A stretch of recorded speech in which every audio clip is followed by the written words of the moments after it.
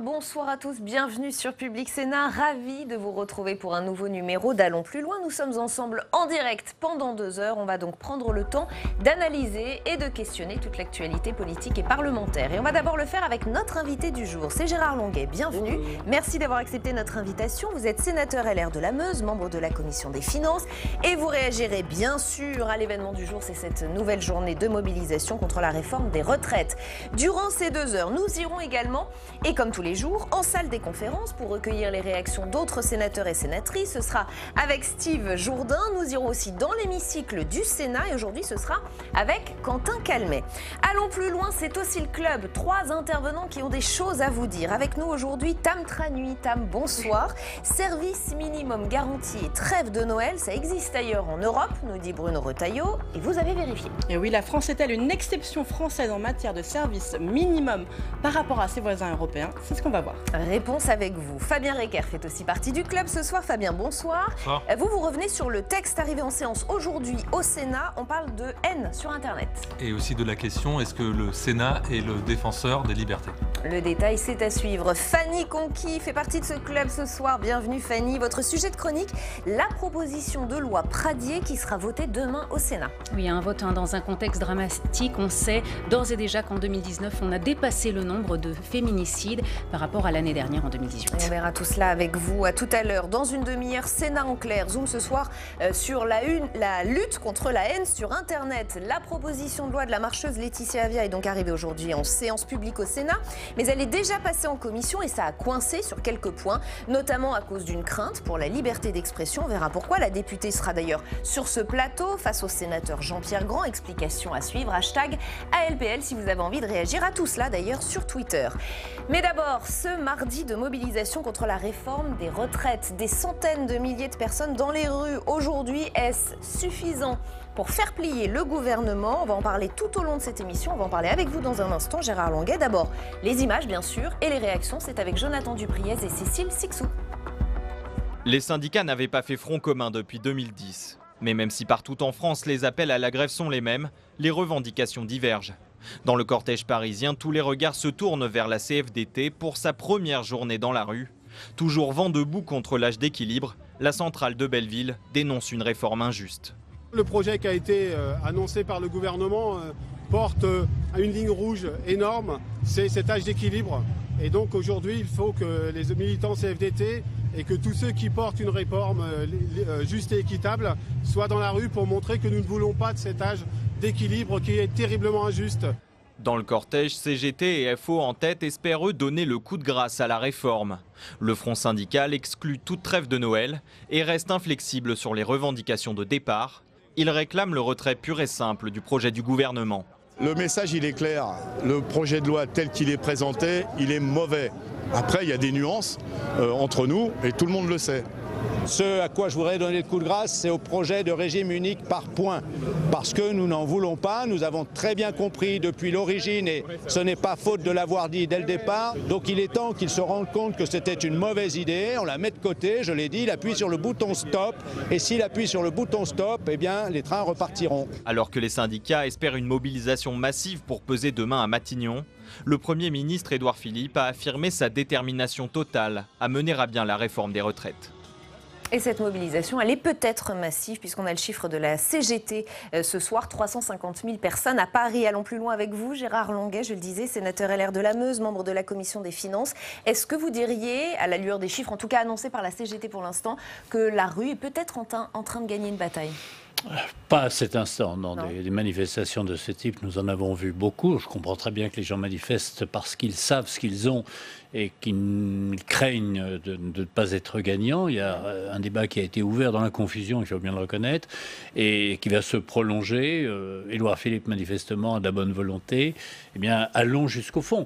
Je vois M. Berger est à la manifestation aujourd'hui. Pourquoi? Parce qu'il récuse l'âge pivot. Oui, c'est le point bloquant. Oui, mais enfin, il faut être extrêmement réaliste. L'âge moyen de départ à la retraite aujourd'hui pour les salariés du secteur privé, c'est 63 ans et demi. Et on parle d'un âge pivot de 64 ans. C'est pas franchement une révolution. Et je pense que Laurent Berger serait plus inspiré de faire des propositions plus concrètes, plus réalistes, qui tiennent compte de cette évidence. C'est qu'il y a moins de jeunes, beaucoup plus de seniors et que la croissance française, à l'image de la croissance européenne, est beaucoup plus faible qu'elle n'a été par le passé. Il en fait et donc, des propositions, Laurent Berger, dans La Croix ce matin. Il a proposé temporairement d'augmenter les cotisations. Gérald Darmanin a immédiatement dit non. Ce qui n'est pas une bonne solution, parce que le taux de prélèvement en France est déjà considérable. On est à plus de 50%, toutes catégories confondues, si on ajoute en plus le déficit qu'il faudra bien rembourser. Et donc augmenter, ça n'a pas beaucoup de sens. La vie a changé, les métiers ont changé, certains restent pénibles, d'autres ne le sont plus de la même façon. Je pense évidemment, Germinal, c'est pas le conducteur de TGV, même si ce dernier a des responsabilités, une attention, une formation. Et donc il faut accepter cette évolution. D'ailleurs, moi, je suis rapporteur du budget de l'Éducation nationale. Je constate que depuis maintenant 3-4 ans, les départs à la retraite sont, par les enseignants, différés. Ils préfèrent aligner la totalité de leur trimestre de cotisation et bénéficier des coups de chapeau finaux qui permettent d'avoir une retraite plus satisfaisante. Édouard Philippe affiche beaucoup de détermination, on l'a entendu à l'Assemblée tout à l'heure, il parle même de détermination totale. Alors chacun fait pression évidemment à la veille de négociations, des négociations qui reprennent demain. Attention à ne pas être trop droit dans ses bottes tout de même. La formule droit dans ses bottes est une très mauvaise formule parce que c'est une formule militaire, j'ai beaucoup de respect pour l'armée, mais l'armée c'est pour la guerre. Nous ne sommes pas en guerre, nous sommes un pays où on a besoin les uns des autres et les retraites ne seront jamais payées que par ceux qui travaillent.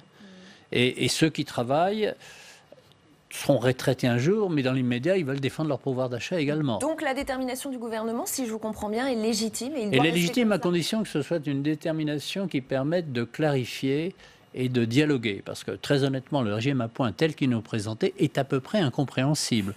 On ne sait absolument pas quel sera le statut des policiers dont on nous dit qu'ils gardent leur système. Moi, je parle des militaires qui ont une retraite particulière liée à leur carrière qui est très particulière, elle aussi. On n'en sait rien. Et nous avons aussi la politique salariale. Les enseignants ont raison de s'inquiéter.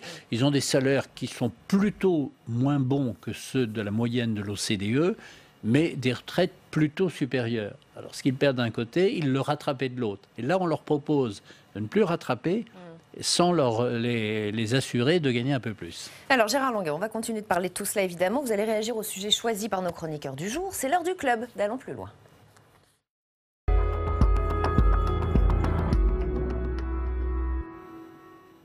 Et on commence donc avec vous, Tam Tranui. Tam, 13e jour de grève. Et Bruno Retailleau, patron des sénateurs LR, persiste et signe avec sa proposition de loi sur un service minimum garanti. Il a eu des arguments qui vous ont un peu intrigué et vous l'avez passé au détecteur de mensonges. Et oui, Bruno Retailleau, rappelons-le, a déposé le 2 décembre dernier une proposition de loi pour instaurer un véritable service minimum dans les transports pendant la grève. Et pour défendre sa position, il a pris ce matin l'exemple de nos voisins européens. C'était chez nos confrères de RTL. On l'écoute. En Europe, vous avez même des pays où le droit de grève est interdit. D'ailleurs, il y a des fonctionnaires, même en France, les militaires, les policiers et d'autres, où le droit de grève est interdit. Eh bien, moi, je propose ce que beaucoup de pays européens pratiquent et le service minimum dans les services publics, c'est une nécessité. Vous savez, on est le 17 décembre. Vous savez qu'en Italie, le 17 décembre, les grèves sont interdites avant Noël et juste après Noël. Alors, beaucoup de choses dans les propos de Bruno Retailleau. D'abord, eh bien, contrairement à ce qu'il dit, le droit de grève, il est reconnu dans toute l'Europe, il est inscrit dans la Charte des droits fondamentaux. Et selon les pays, soit ce droit est inscrit dans la Constitution, soit il est reconnu par la jurisprudence. Certains pays, bien sûr, encadrent le droit de grève, mais on ne peut pas dire que des pays européens interdisent le droit de grève. D'accord, alors Bruno Retailleau dit plein d'autres choses. Les grèves interdites en Italie, juste avant et juste après Noël, ça c'est vrai ? Alors, pour commencer, en Italie, la grève, c'est un droit constitutionnel, comme en France. C'est l'article 10 de la Constitution italienne.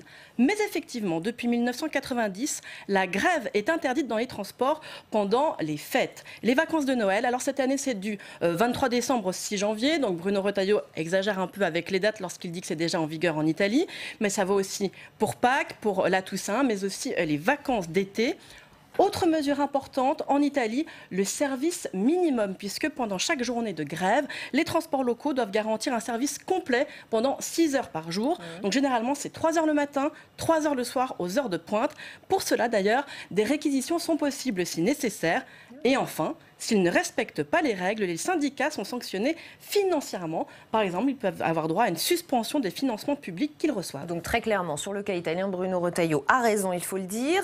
Il dit aussi que ce service minimum existe dans de nombreux autres pays européens. Vous êtes allé regarder du côté de l'Allemagne. Oui. L'Allemagne, notre voisin allemand, ce pays qui a la culture de la négociation, là où les Français ont le goût de la confrontation, on le sait, on nous le répète, en Allemagne c'est culturel, il y a moins de grèves qu'en France. Mais il faut savoir aussi qu'il y a la notion de service minimum qui s'applique. Elle s'applique depuis 1974 et je cite la charte pour l'approvisionnement de la population en besoins vitaux. Notez aussi qu'en Allemagne, les fonctionnaires n'ont pas le droit de faire grève. Donc c'est peut-être à ça que Bruno Retailleau voulait faire référence. Les fonctionnaires allemands n'ont pas le droit de faire grève, c'est la contrepartie de leur emploi à vie. Mais il faut savoir aussi qu'ils sont minoritaires dans les transports, les fonctionnaires. Donc, si les salariés du privé décident de faire grève, il y a bien grève et blocage dans les trains. Cela a été le cas, par exemple, dans les trains allemands en décembre 2018, lorsque les cheminots de la Deutsche Bahn ont réclamé des augmentations de salaire. Alors, si on continue notre tour d'Europe, Tam. Et oui, on va continuer à voyager, manifestement. Peut-être on voyage un peu mieux ailleurs qu'en France en ce moment. Il n'y a pas de grève. Voilà. Actuellement, voilà. Alors, l'immense majorité des pays européens ont instauré des règles pour mettre en place un service minimum. C'est le cas au Portugal, réquisition possible dans les transports. Espagne, un train par jour sur les grandes lignes. Étonnant, sachez qu'il n'y a pas de service minimum au Royaume-Uni. Est-ce que vous savez pourquoi, Gérard Longuet ? Parce que ce sont des services privés et que par conséquent, chaque entreprise s'organise sans contrainte de l'État. Ah, il y a un autre sujet, c'est qu'il faut savoir aussi qu'au Royaume-Uni, c'est très difficile de faire grève parce que c'est très strictement encadré depuis 1982. C'était l'Employment Act de la Dame de Fer, de Margaret Thatcher. Il y a l'héritage Thatcher, après la grande grève des mineurs de charbon, à une époque où l'Angleterre était chauffée et éclairée au charbon. Donc on a décidé que ça serait, on pourrait plus faire grève quasiment. Moi je voulais insister sur ce point. Ce qui choque en France, c'est pas que les gens soient grévistes, ils ont profondément le droit de faire grève. Mais c'est une grève dans le service public où il y a une obligation de continuité de par la loi, et cette obligation de continuité est la contrepartie du monopole. Parce qu'après tout, qu'une entreprise soit mal gérée, paye mal ses salariés, et que ses salariés protestent en faisant grève, moi je trouve ça tout à fait normal. Mais quand nous avons affaire à un service public, c'est-à-dire des gens qui sont protégés par un monopole, et en cas de perte économique de l'entreprise, de déficit, le contribuable paye, c'est quand même deux caractéristiques de sécurité absolue. Et cette sécurité absolue a une contrepartie, c'est la continuité du service public, au moins en service minimum. Alors, la France est une exception européenne ou pas ? Eh bien, c'est ce que l'on a vu. En gros, soit les pays ont une culture de la grève et ils ont souvent instauré un service minimum. Soit les pays n'ont pas de service minimum, c'est aussi parce qu'ils ne font pas beaucoup de grèves. C'est le cas en Allemagne où on négocie plus, au Royaume-Uni où, je le disais, c'est très compliqué de faire grève et où par ailleurs, il y a un important pouvoir de réquisition de la part du gouvernement. La France, elle a un droit de grève large, un dialogue social assez limité et un service minimum, on peut le dire actuellement, assez minimal, qui en tout cas ne concerne pas les transports, tous les ingrédients en tout cas pour arriver à des situations de blocage comme aujourd'hui. Mais donc il faut les changer les règles ou pas ? Comme le dit Bruno Retailleau, il faut les changer ces règles, Gérard Longuet ? Je veux dire, c'est très... Moi, évidemment, je soutiens l'observation, la proposition de Bruno Retailleau, mais je dois quand même attirer votre attention. Un pays comme l'Allemagne fait moins de grèves, les conflits sociaux sont beaucoup plus durs. Oui. Et les conflits sont... le rapport de force est beaucoup plus tendu. Et les exigences syndicales sont beaucoup plus fortes. Vous ne faites pas l'industrie allemande contre la DGB, la Deutsche Gesellschaftsbund, alors qu'en France, la grève est permanente, mais au fond, elle n'a pas beaucoup d'importance parce que justement, comme elle est excessive, elle n'est pas durable.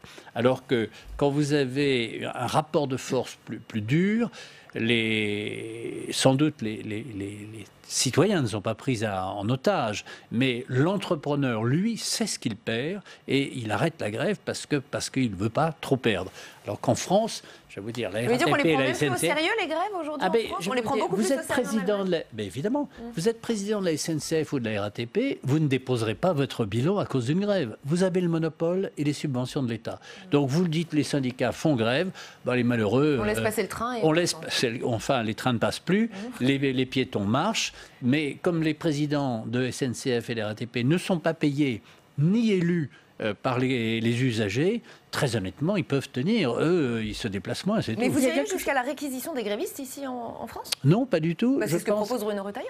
La réquisition des grévistes pour appliquer le service minimum, parce qu'il y a un service minimum, appliquons-le. On ne peut pas voter une loi et se ridiculiser en n'appliquant pas le service minimum. Et la seule façon d'appliquer le service minimum, c'est en effet d'offrir. Vous dites que le service minimum de Nicolas Sarkozy en 2007, c'était un vrai service minimum et qu'il faudrait l'appliquer? Je crois que c'est une bonne base. C'est une bonne base. Vous savez, moi j'ai vécu une époque où les grèves de l'EDF entraînaient des coupures de courant. Jusqu'en 82. Et qu'est-ce qui s'est passé en 82 ? Eh bien, il y a eu des bureaux commerciaux d'EDF qui ont été envahis par des petites armées, des groupes de commerçants, d'entrepreneurs, d'industriels, de salariés qui disent « mais arrêtez de nous empoisonner la vie, on ne peut plus travailler, et donc vous rétablissez l'électricité. » Eh bien, la crainte du Seigneur et le commencement de la sagesse, ça s'est arrêté. Dans le cadre de la grève des transports, ce qui est choquant pour les usagers, c'est la grève par procuration. C'est-à-dire qu'en réalité, il y a 10%, 13% de grévistes, c'est-à-dire, et les autres ne font pas grève. Ils ne font pas grève, mais ils n'ont pas besoin de faire grève, puis de toute façon, les trains ne roulent pas. Et c'est là où il y a une sorte d'équivoque, et ce sont ces grèves qui ne prouvent rien, et qui sont insupportables pour une seule catégorie de Français, les citoyens de base. Les dirigeants s'en fichent, les grévistes aussi, et ça donne ce sentiment de frustration. Fabien Recker, on va continuer ce club avec vous. Le Sénat examine aujourd'hui la proposition de loi d'une députée La République En Marche pour lutter contre la haine sur Internet. Et alors, les sénateurs jugent carrément ce texte liberticide. Oui, donc c'est un texte qui prévoit une série de moyens pour empêcher la diffusion de propos haineux sur Internet. Et pour les sénateurs, eh bien, ce texte menace la liberté d'expression. Dans sa version actuelle, il ouvrirait la voie à la censure de certains contenus par les moteurs de recherche. On ne va pas confier la police de la liberté d'expression aux GAFA, a par exemple déclaré Bruno Retailleau, encore lui, le patron des LR au Sénat. Il connaît bien le sujet. Le Sénat se pose donc en garant des libertés publiques, c'est ça? Oui, et ce n'est pas la première fois. La défense des libertés individuelles serait même dans l'ADN de la Haute Assemblée, à en croire le président de la commission des lois au Sénat, Philippe Bas. On va l'écouter, c'était en mai dernier. Il venait d'adresser un courrier à la ministre de la Santé, s'inquiétant du possible fichage de gilets jaunes hospitalisés en marge des manifestations. On l'écoute. Notre démarche est une démarche constructive compte tenu de l'émotion qui a eu lieu et du fait que le Sénat a toujours eu dans son histoire, sa longue histoire, la vocation d'être le défenseur des droits individuels, du secret de la vie privée et des libertés publiques. Alors Philippe Bas parle d'une vocation, le terme est assez fort. Alors en quoi le Sénat aurait-il particulièrement cette vocation de défense des libertés? On a posé la question à un autre sénateur membre de la commission des lois, il en est le vice-président, François-Noël Buffet, sénateur LR du Rhône, on l'écoute également. C'est une assemblée qui est dans le travail de fond, qui ne veut pas céder à la pression et qui a une sorte d'aversion absolue sur tous les textes de circonstances pour lesquels on peut vouloir donner plus de pouvoir aux uns et aux autres, de ces pouvoirs supplémentaires pouvant être limitatifs de liberté pour les gens. Et c'est ce rôle-là essentiel qu'a le Sénat. Alors un rôle essentiel donc, ok, on a compris, mais concrètement, comment le Sénat s'est-il illustré par le passé ? Alors, par exemple, on doit notre fameuse loi 1901 sur la liberté d'association à un sénateur qui était aussi à l'époque président du Conseil, Pierre Waldeck-Rousseau. Beaucoup plus récemment, le Sénat s'est opposé pendant l'examen de la réforme de la justice à l'extension des pouvoirs d'enquête des procureurs. Il a aussi voulu mettre quelques garde-fous à l'extension de l'état d'urgence après la vague d'attentats de 2015, sans pour autant s'y opposer totalement. Le Sénat se pose en garant des libertés, mais on peut aussi peut-être citer quelques lois un peu plus liberticides. Effectivement, la majorité de droite au Sénat a plusieurs initiatives controversées à son actif. Par exemple, la proposition de loi dite anti-casseurs qui prévoyait entre autres des interdictions administratives de manifester sans qu'un juge ait son mot à dire, une mesure qui avait d'ailleurs été retoquée par le Conseil constitutionnel. Un autre exemple plus récent dans le texte qui est examiné aujourd'hui, cette proposition de loi contre la diffusion de propos haineux sur Internet, un amendement du sénateur Jean-Pierre Grand qui a fait le buzz et qui prévoit de punir de 15 000 € d'amende la diffusion de photos de policiers sur Internet. Alors Gérard Longuet, si le Sénat se pose en défenseur des libertés publiques, comment se fait-il qu'il ne soit pas toujours perçu ainsi ? Parce que vous avez donné un très bon exemple. où s'arrête et commence le bon goût, où s'arrête et où commence la violence des propos, où s'arrête et où commence la haine exprimée. Une photo de policier, c'est délibérément, pour certains, c'est délibérément désigné à l'opprobre et à peut-être même aux contreparties violentes telle ou telle, les placer devant la vindicte populaire en disant voilà, ce policier est un homme violent et repérez-le, et si vous le rencontrez, vous lui marchez sur les doigts de pied. Ou au contraire, on peut dire bon, dans les libertés, chacun fait son métier. Alors, il y a le droit à l'image personnelle qui interdit la diffusion d'images, normalement. Mais ça n'interdit pas telle ou telle diffusion par principe. C'est simplement le respect de l'image personnelle. Non, je crois que le Sénat est sur une ligne de liberté avec, dans le contexte actuel, un soutien aux tâches régaliennes de l'État. L'État ne joue pas un rôle très très facile. La société peut être violente. Cette violence est attisée par la diffusion qui en est donnée, permettez-moi de le dire. Et souvent, la violence devient une sorte d'argument pour diffuser, et diffuser est un prétexte pour la violence. Il y a un couple un peu diabolique entre les deux. Pas évidemment un Public Sénat, chacun l'aura compris. Non, en tout cas, on essaye de pas le faire. Mais absolument, et c'est plutôt une qualité. Mais il est vrai que sur les fonctions régaliennes, le Sénat est attentif. Sur la liberté individuelle, nous le sommes tout autant, c'est-à-dire qu'on ne veut pas brimer. Je prends un auteur que j'aime beaucoup, comme Georges Bernanos. Vous prenez 2 livres différents, Les cimetières sous la lune, La grande peur des bien-pensants. Vous avez, dans La grande peur des bien-pensants, vous pouvez le condamner pour toutes les pages écrites. Et sur les cimetières sous la lune, vous avez le premier témoignage d'un écrivain chrétien, catholique, mettant en cause l'attitude des franquistes pendant la guerre d'Espagne. Donc vous avez le même homme qui dit des choses différentes. Regardez Louis-Ferdinand Céline, c'est à la fois pour les uns un auteur pacifiste et pour les autres un pouce au crime. Qu'est-ce que vous voulez dire par là? Je veux dire par là qu'il est impossible à un organisme comme les GAFA ou même à une commission nationale de bon sens de fixer la règle du bien et du mal, et que peut-être on peut faire confiance à la responsabilité individuelle de chacun pour se dire qu'à cet instant, tel auteur va au-delà du raisonnable, et à tel autre, oui, il exprime le sentiment d'une époque. On ne change rien à ce qui se passe aujourd'hui. Alors, si on doit faire confiance à chacun. Je suis très très méfiant en effet, parce qu'on peut baptiser discours de haine, alors haine contre les petits, contre les grands, contre les gros, contre les blonds, contre les bruns, sous prétexte que vous attaquez, que vous défendez le contraire. Vous êtes très méfiant vous aussi de Je suis très méfiant. Je suis très méfiant parce que je vois le poids de la bonne conscience obligatoire s'abattre sur le débat public, et je trouverais ça consternant. J'essaye de me tenir convenablement, de ne pas injurier les gens, mais je reconnais à chacun le droit d'être exaspéré, le droit d'être en colère.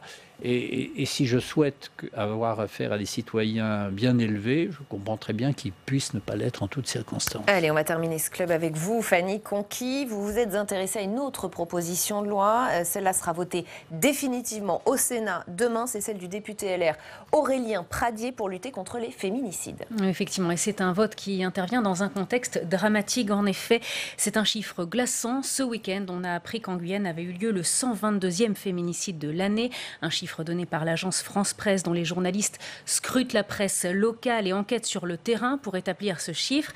Alors, selon un autre décompte, celui d'un collectif féministe, il s'agit du 145e féminicide depuis le début de l'année. On explique cette différence de chiffres par le fait que l'AFP attend généralement les conclusions des enquêtes judiciaires pour classer le décès de certaines femmes dans la catégorie des féminicides. Mais quoi qu'il en soit, et quel que soit le chiffre qu'on retient, ce qui est terrible, c'est que cette année, on a déjà dépassé le chiffre de l'année dernière. En 2018, 121 femmes étaient décédées. Et malgré le fait que les féminicides occupent les médias et les autorités, on constate que le nombre de féminicides ne cesse d'augmenter. En 2018, en 2019, on compte tous les 3 jours une femme qui meurt sous les coups de son conjoint ou de son compagnon. Alors je le disais, les autorités et les politiques se sont saisis du sujet. On a beaucoup entendu parler, bien sûr, du Grenelle contre les violences conjugales mené par Marlène Schiappa. Les annonces ont été faites par le Premier ministre fin novembre, mais il y a un député qui a pris de court le gouvernement. Dès le mois d'août, le député LR Aurélien Pradié a déposé une proposition de loi et le texte a été débattu à l'automne au Parlement. Et on en a parlé ici même d'ailleurs. Que contient le texte précisément ? Alors la première grande mesure, c'est la généralisation du bracelet anti-rapprochement. Dès le début de la procédure, l'homme se voit proposer de porter un bracelet géolocalisé. La femme dispose d'un boîtier qui l'avertit à chaque fois que l'homme se rapproche d'un périmètre de sécurité. Ce dispositif, vous le savez, a fait ses preuves en Espagne. Et il faut savoir que le lancement des 1000 premiers bracelets en France est chiffré à 5-6 millions d'euros. Ce coût a été déjà provisionné, selon le ministère de la Justice. Autre mesure, étendre le déploiement des téléphones grave danger. Doté d'un système d'alerte, il permet l'intervention rapide des forces de l'ordre. Autre mesure qu'on peut citer dans cette proposition de loi, une ordonnance de protection plus efficace. Une fois saisie d'une demande, en effet, le juge des affaires familiales devra trancher en 6 jours contre plus de 40 jours en moyenne actuellement. Enfin, on peut citer le fait que l'autorité parentale du père sera suspendue en cas de féminicide. Et puis enfin, dès le dépôt de plainte, les conjoints violents ne pourront plus détenir une arme. Je vous propose maintenant d'écouter Aurélien Pradié, le député auteur de cette loi. Il était sur le plateau de Public Sénat, c'était le 6 novembre dernier. Ce qui, à mon avis, est grave et que nous avons réussi à corriger, c'est l'écart abyssal entre les paroles et les actes sur ce sujet. Et nous n'avons pas le droit, sur un sujet aussi essentiel, de se payer seulement de mots. Je suis heureux que la représentation nationale, les députés, à l'unanimité, donc de tous les groupes politiques, aient pu se rassembler pour passer des paroles aux actes. Alors, le 27 novembre dernier, la commission mixte paritaire a donné son feu vert au texte. Il a été voté à la quasi-unanimité le 12 décembre dernier à l'Assemblée nationale. Et on l'a dit, il sera voté définitivement demain dans l'hémicycle au Sénat. Ces dispositions pour lutter contre les violences faites aux femmes seront complétées par une proposition de loi, cette fois de la part des députés LREM, des députés de la majorité. Objectif, bien sûr, intégrer les mesures du Grenelle dans la loi. Et ce texte sera discuté fin janvier. Oui, Gérard Longuet, Aurélien Pradié a parlé d'une solide avancée pour lutter contre les féminicides. Ce texte, vous êtes d'accord avec ça ? Tout à fait. Non, je pense que c'est un texte pratique, c'est un texte d'application immédiate et c'est, Grenelle, je ne sais pas, mais en tous les cas, l'occasion pour le parlementaire d'être ce qu'il doit être, c'est-à-dire celui qui répond à des besoins de société et de conviction par des dispositions applicables et qui rentrent dans la vie courante. Je crois qu'Aurélien Pradié illustre parfaitement ce que doit être un député utile. Moi, je souhaiterais que l'on aille plus loin et que l'on essaye d'identifier les conditions de chacun de ces crimes, de chacune de ces violences, et que par ailleurs, on se pose également la question des alertes, de leur nombre, de leur nature et de la façon dont elles sont suivies. Parce que c'est un problème général d'ailleurs dans toutes les politiques pénales préventives, que ce soit quel est le rôle de la drogue, quel est le rôle de l'alcoolisme, quel est le rôle de la maladie. Et on a besoin de comprendre, et puis quelle défaillance dans les systèmes de mise en garde, de rappel à l'ordre, on dit rappel à la loi. Il faut vraiment que chacun, homme ou femme, en l'occurrence ce sont des hommes en général, prenne la mesure des règles sociales et cesse de considérer que sa force personnelle lui donne le droit d'échapper à tout encadrement. C'est d'ailleurs vrai dans bien d'autres domaines. L'intérêt de la loi, c'est que ce ne soit pas la loi du plus fort, mais la loi juste. Et on en reparlera probablement sur Public Sénat. On s'arrêtera là-dessus. Merci Gérard Longuet d'avoir été avec nous aujourd'hui dans ce club. Merci à tous les trois d'en avoir fait partie. Tout de suite, c'est Sénat en clair.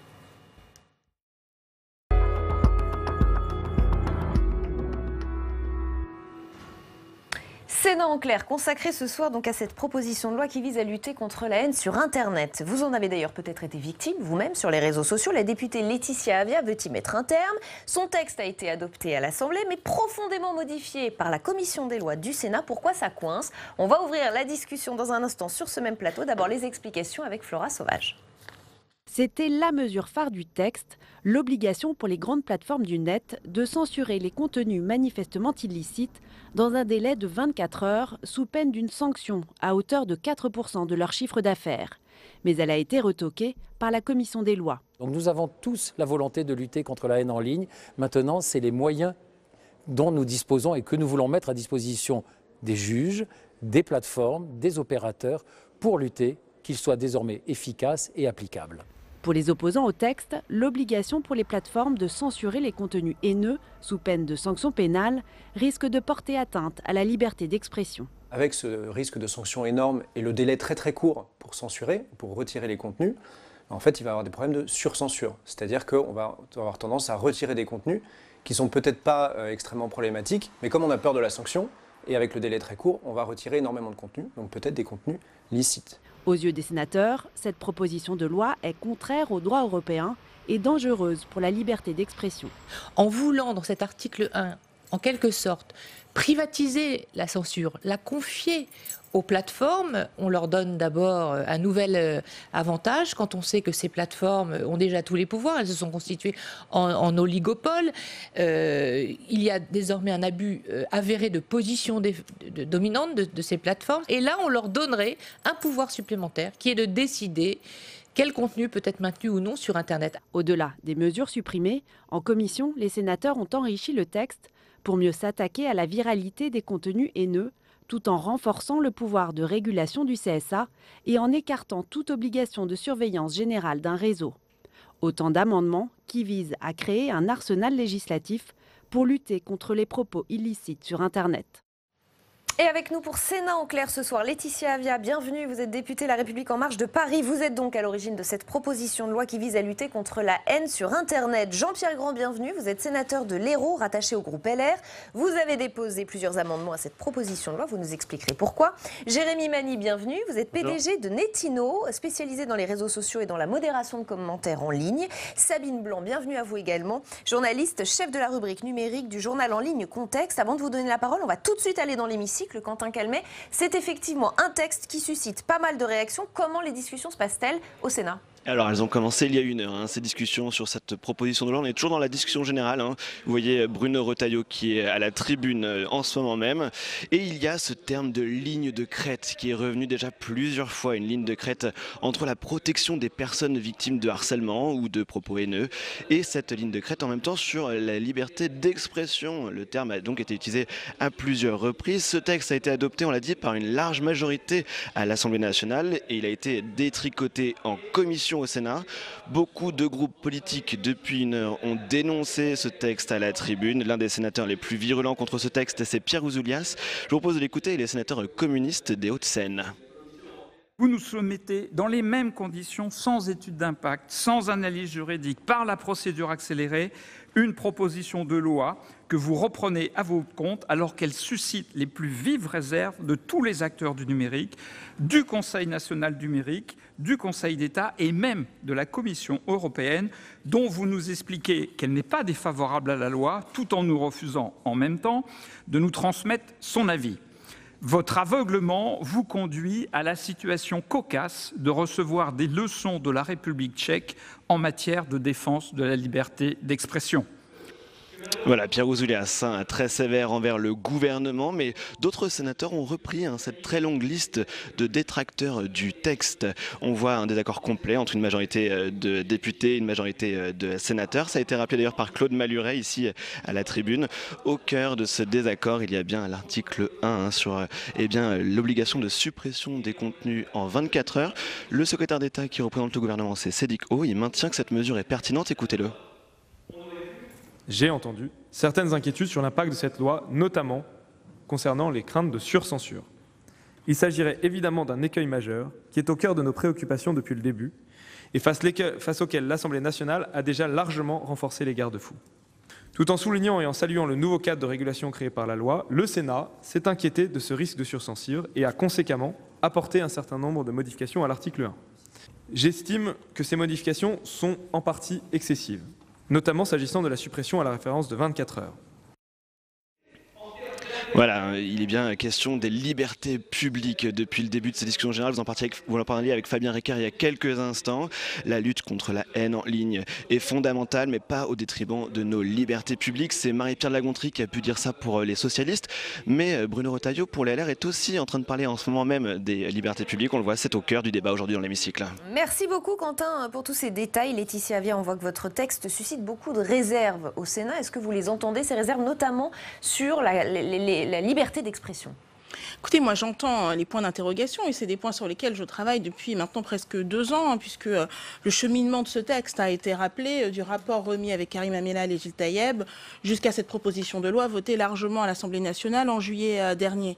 Bien sûr que la question qui se pose depuis le début est celle justement de ce qui est rappelé comme étant cette ligne de crête justement entre la nécessité de protéger les internautes, la nécessité de mieux réguler les plateformes et bien sûr la protection de notre liberté d'expression.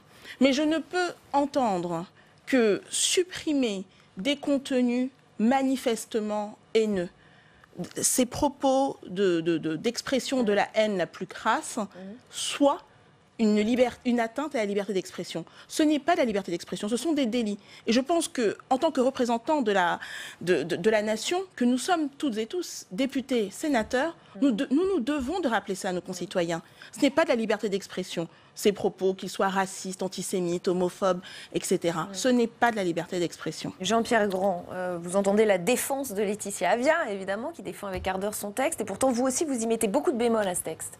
Moi, je suis un peu rentré par effraction dans le texte. Parce que c'était, en regardant la télévision, votre chaîne, d'autres, quand je vois la haine contre la police, quand je vois combien ils sont attaqués, combien... aujourd'hui, c'est devenu... C'est inacceptable. Enfin, on n'a jamais vu ça. Quel est le pays en Europe et dans le monde qui accepterait de voir la police agressée avec des tentatives d'homicide? Alors, pour qu'on comprenne bien, vous avez déposé un amendement pour qu'on interdise ces vidéos qui mettent à mal... J'y viens, mais il faut un peu expliquer. Il faut un peu expliquer quand même qu'il y a des défenseurs de la police. Parce que la police, la gendarmerie, les pompiers, ce sont les défenseurs de nos concitoyens. Ce sont les défenseurs de la démocratie. Ce sont donc les défenseurs de la République. Et nous, les parlementaires, eh bien, on doit défendre ceux qui défendent la République. Ça paraît tout bête, mais il faut un peu de temps en temps remettre l'église sur la place du village. Alors, c'est vrai que sur Internet, on voit des choses absolument abominables. Bon, on n'a pas le temps, nous on travaille beaucoup à l'Assemblée, au Sénat, donc on n'a pas le temps de passer sa vie sur Internet. Mais par contre, de temps en temps, on nous signale quand même des choses qui sont peu agréables à lire et qui touchent à l'essentiel de la vie en société. Donc c'est les policiers. Quand on peut voir leur visage, quand quelqu'un de son quartier découvre que c'est monsieur X ou madame Y, policier, et qu'il dit voilà, il habite à telle rue ou à tel immeuble, à tel étage et telle porte. Là aussi, vous voulez dire stop? Ben, je dis stop. Je dis stop parce qu'ils sont menacés. Alors c'est un point précis, mais ce texte est plus général. Sabine Blanc, quel est votre regard à vous sur le texte de Laetitia Avia? Pardon, c'est vraiment la PPL Avia, comme on dit. Elle porte votre nom. J'ai quand même pu entendre que c'était dommage qu'il n'y ait pas une étude d'impact. Oui, c'est une proposition de loi. C'est un texte parlementaire. Oui. Alors effectivement, nous on a suivi la genèse de cette PPL depuis le début et en fait il faut savoir qu'il y a eu effectivement le rapport de Madame Avia qui a donné naissance à cette PPL, mais il y a eu aussi le rapport de la mission dite Facebook. En fait, il y a des régulateurs français qui ont pu aller voir chez Facebook notamment comment fonctionnait leur régulation. Ils ont émis des recommandations et leurs recommandations, c'était notamment de ne pas justement avoir des obligations de retrait très, très fortes, telles que ce délai de 24 heures, mais vraiment de se concentrer sur l'obligation de moyens. Et pourquoi l'idée serait meilleure que celle de Laetitia Avia qui, elle, propose de retirer au bout avant 24 heures? Pour le coup, son texte cumule les deux, en fait. Il y a à la fois l'obligation de retrait et l'obligation de moyens. Mais vous trouvez ça liberticide ou pas? Moi, j'ai pas voilà, je suis le texte en tant que journaliste. Ce qu'on peut dire, c'est qu'effectivement, il y a eu un certain nombre de communiqués émanant aussi bien du Conseil national du numérique que du Conseil national du barreau, la Commission européenne qui est extrêmement critique, qui pointe effectivement des risques de surcensure. Il y a encore eu aujourd'hui un communiqué du syndicat de la magistrature qui va dans ce sens. Voilà. Donc vous constatez que on constate qu'effectivement beaucoup disent qu'il y a un risque pour la liberté d'expression. Tout à fait, oui. Jérémy Mani, pour terminer ce tour de table, votre avis à vous sur ce texte, effectivement, puisque vous êtes spécialisé dans la modération des contenus et le retrait de ces contenus en ligne, ces contenus haineux, est-ce que oui ou non, 24 heures c'est un bon délai pour les retirer? Est-ce que ça va dans le bon sens? Si ça tenait qu'à moi, j'aurais fait 24 minutes, pour être tout à fait franc. Mais on sait très bien que ce n'était pas possible. Et je crois que les 24 heures sont issues du rapport et c'était un chiffre qu'il fallait mettre parce qu'à un moment donné, il fallait donner une limite. On sait très bien que 24 heures, c'est extrêmement compliqué pour les plateformes de l'atteindre dans 100% des cas. Et donc a été rajouté le manifestement illicite pour pouvoir, dans le gros des sujets, ceux qui nous touchent tous en tant qu'internautes quand on lit ces propos haineux, que ça puisse être retiré rapidement.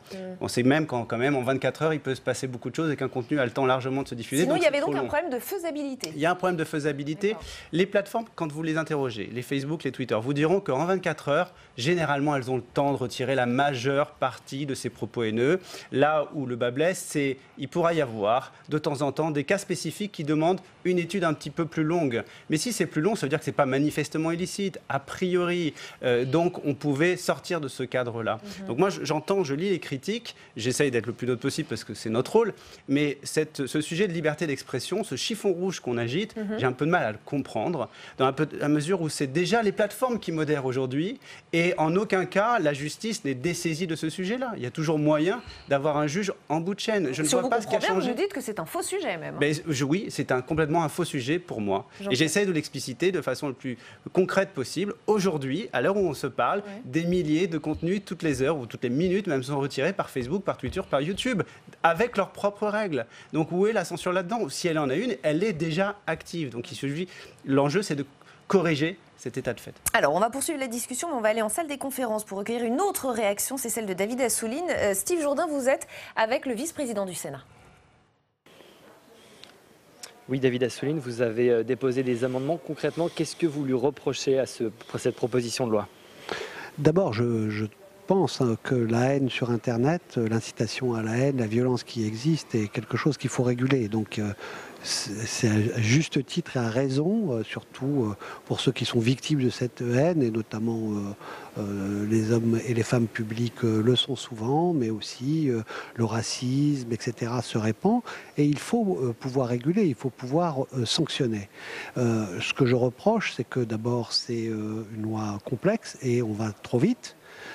C'est encore de la procédure accélérée, c'est sans étude d'impact puisque c'est une PPL, et d'ailleurs la Commission européenne a émis des considérations et des avis pas très encourageants sur la suite. Il peut y avoir des contentieux. Alors, il faut absolument conjuguer cela, cette nécessité de lutter contre la haine, avec le fait de respecter la liberté d'expression et qu'il n'y ait pas d'abus. Et c'est pour cela qu'on va essayer d'améliorer cette loi, et en tous les cas de faire en sorte que, la presse en soit exclue, c'est-à-dire qu'on ne vienne pas limiter la loi sur la presse qui existe aujourd'hui, et la presse en ligne en particulier, donner des pouvoirs au CSA pour pouvoir être un régulateur. Justement, le CSA comme gendarme du contenu sur Internet, c'est vraiment démocratique ? C'est pas seulement une question de gendarme, c'est une question de régulation. Par contre, nous voulons que ce soit la justice et pas les grandes plateformes qui fassent la police. Or là, on leur donne un pouvoir régalien de déterminer en retirant des propos quand ils le font et que c'est des propos haineux, il n'y a pas de problème. Mais ils vont essayer... parce que les sanctions sont lourdes et c'est en 24 heures et qu'ils n'ont pas le temps de tout apprécier, ils vont probablement faire un filet large. Et donc, peut-être que seront censurés des propos qui n'ont rien à voir avec ça. Et c'est elles qui décideront avec leurs algorithmes. Donc, on essaye de faire que, in fine, par nos amendements, ce soit le juge qui puisse, au bout de 24 heures, que le retrait soit temporaire, que ce soit le juge qui puisse statuer, et aussi de bien mettre la presse de côté et de faire qu'il y ait une transparence des algorithmes pour savoir et pour qu'il y ait une possibilité pour le CSA d'apprécier selon quels critères tel ou tel propos ont été retirés. Merci David Assouline d'avoir répondu à mes questions. C'est à vous Rebecca. Merci Steve. Laetitia Avia, c'est un point très important et beaucoup repris, cette question des algorithmes et qu'on embarque des contenus qui n'étaient pas du tout haineux. Oui, mais c'est une réalité aujourd'hui. Et c'est ce que disait tout à l'heure Jérémy Magny. Et je pense qu'en effet, beaucoup de nos concitoyens ne sont pas conscients du fait qu'aujourd'hui, il y a une modération qui est faite par les plateformes et qui est faite de plus en plus de manière algorithmique. Alors, dans cette proposition de loi, j'ai d'ailleurs mis une disposition qui indique que cette modération, elle doit être humaine et technologique. C'est-à-dire qu'elle ne peut pas être juste 100% technologique. Mais il y a une réalité. Si on prend une plateforme telle que Facebook, aujourd'hui, elle retire près de 65% des contenus de manière proactive. C'est-à-dire avant même qu'ils ne soient publiés et donc avant même qu'ils ne soient signalés. Ces contenus, on ne sait pas ce dont il s'agit. On ne sait pas si ce sont les contenus les plus haineux possibles. Et dans ce cas-là, il faudrait peut-être pouvoir poursuivre les auteurs. Ou si ce sont peut-être des atteintes à la liberté d'expression. Peut-être que ce sont juste des images de nudité, par exemple. Et dans ce cas-là, il y a déjà quelque chose de très aléatoire. Il y a quelque chose de très aléatoire, sans aucun contrôle. Cette proposition de loi, elle dit aux plateformes ce qu'elles doivent retirer, quand et comment. Elle instaure donc un contrôle et elle restaure ainsi la souveraineté des États vis-à-vis de cette souveraineté des géants du numérique qui aujourd'hui contrôlent les expressions sur leurs outils. Et c'est la réalité de nos plateformes aujourd'hui.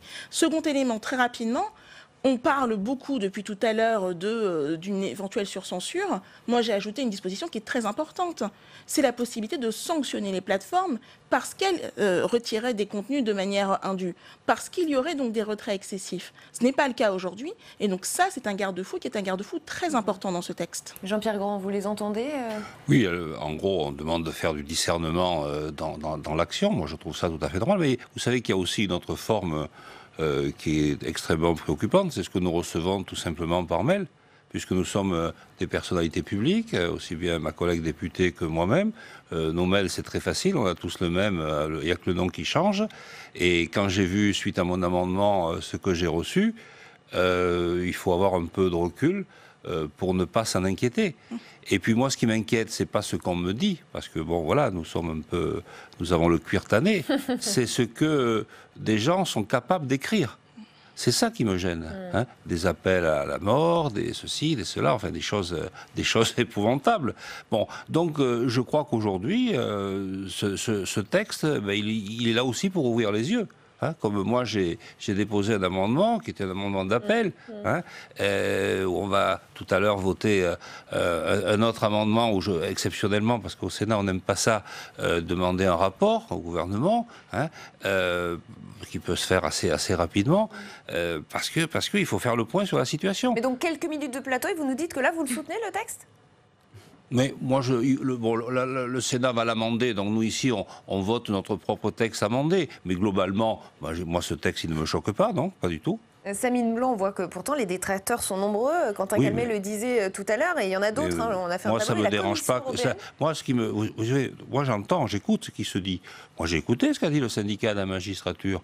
Moi, je peux faire une proposition. Hein. Chaque fois qu'il y a quelque chose de haineux, on l'envoie à la justice et puis il nous le juge dans les 24 heures. Bon, on sait très bien que c'est pas faisable. Hein. Bon, donc non, je crois aujourd'hui qu'il faut ouvrir les yeux et la proposition de loi est une proposition de loi aussi qui interpelle les Français. La Commission européenne dénonce une possible atteinte à la liberté d'expression. L'ARCEP, l'autorité de régulation des télécoms. Oui, parce qu'ils n'ont jamais. Un naufrage de méthode, mise en garde aussi du Conseil national du numérique.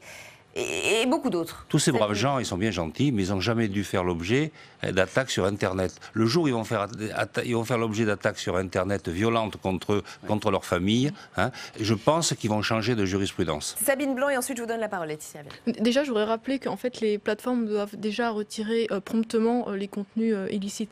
Il n'y a pas, voilà, là c'est juste qu'on rajoute le délai de 24 heures. Oui, c'est ça. Non, mais je pense qu'il faut le rappeler. Oui, effectivement, il a parlé. C'est Sébastien Soriano, le président de l'ARCEP, qui a parlé de naufrage de méthode.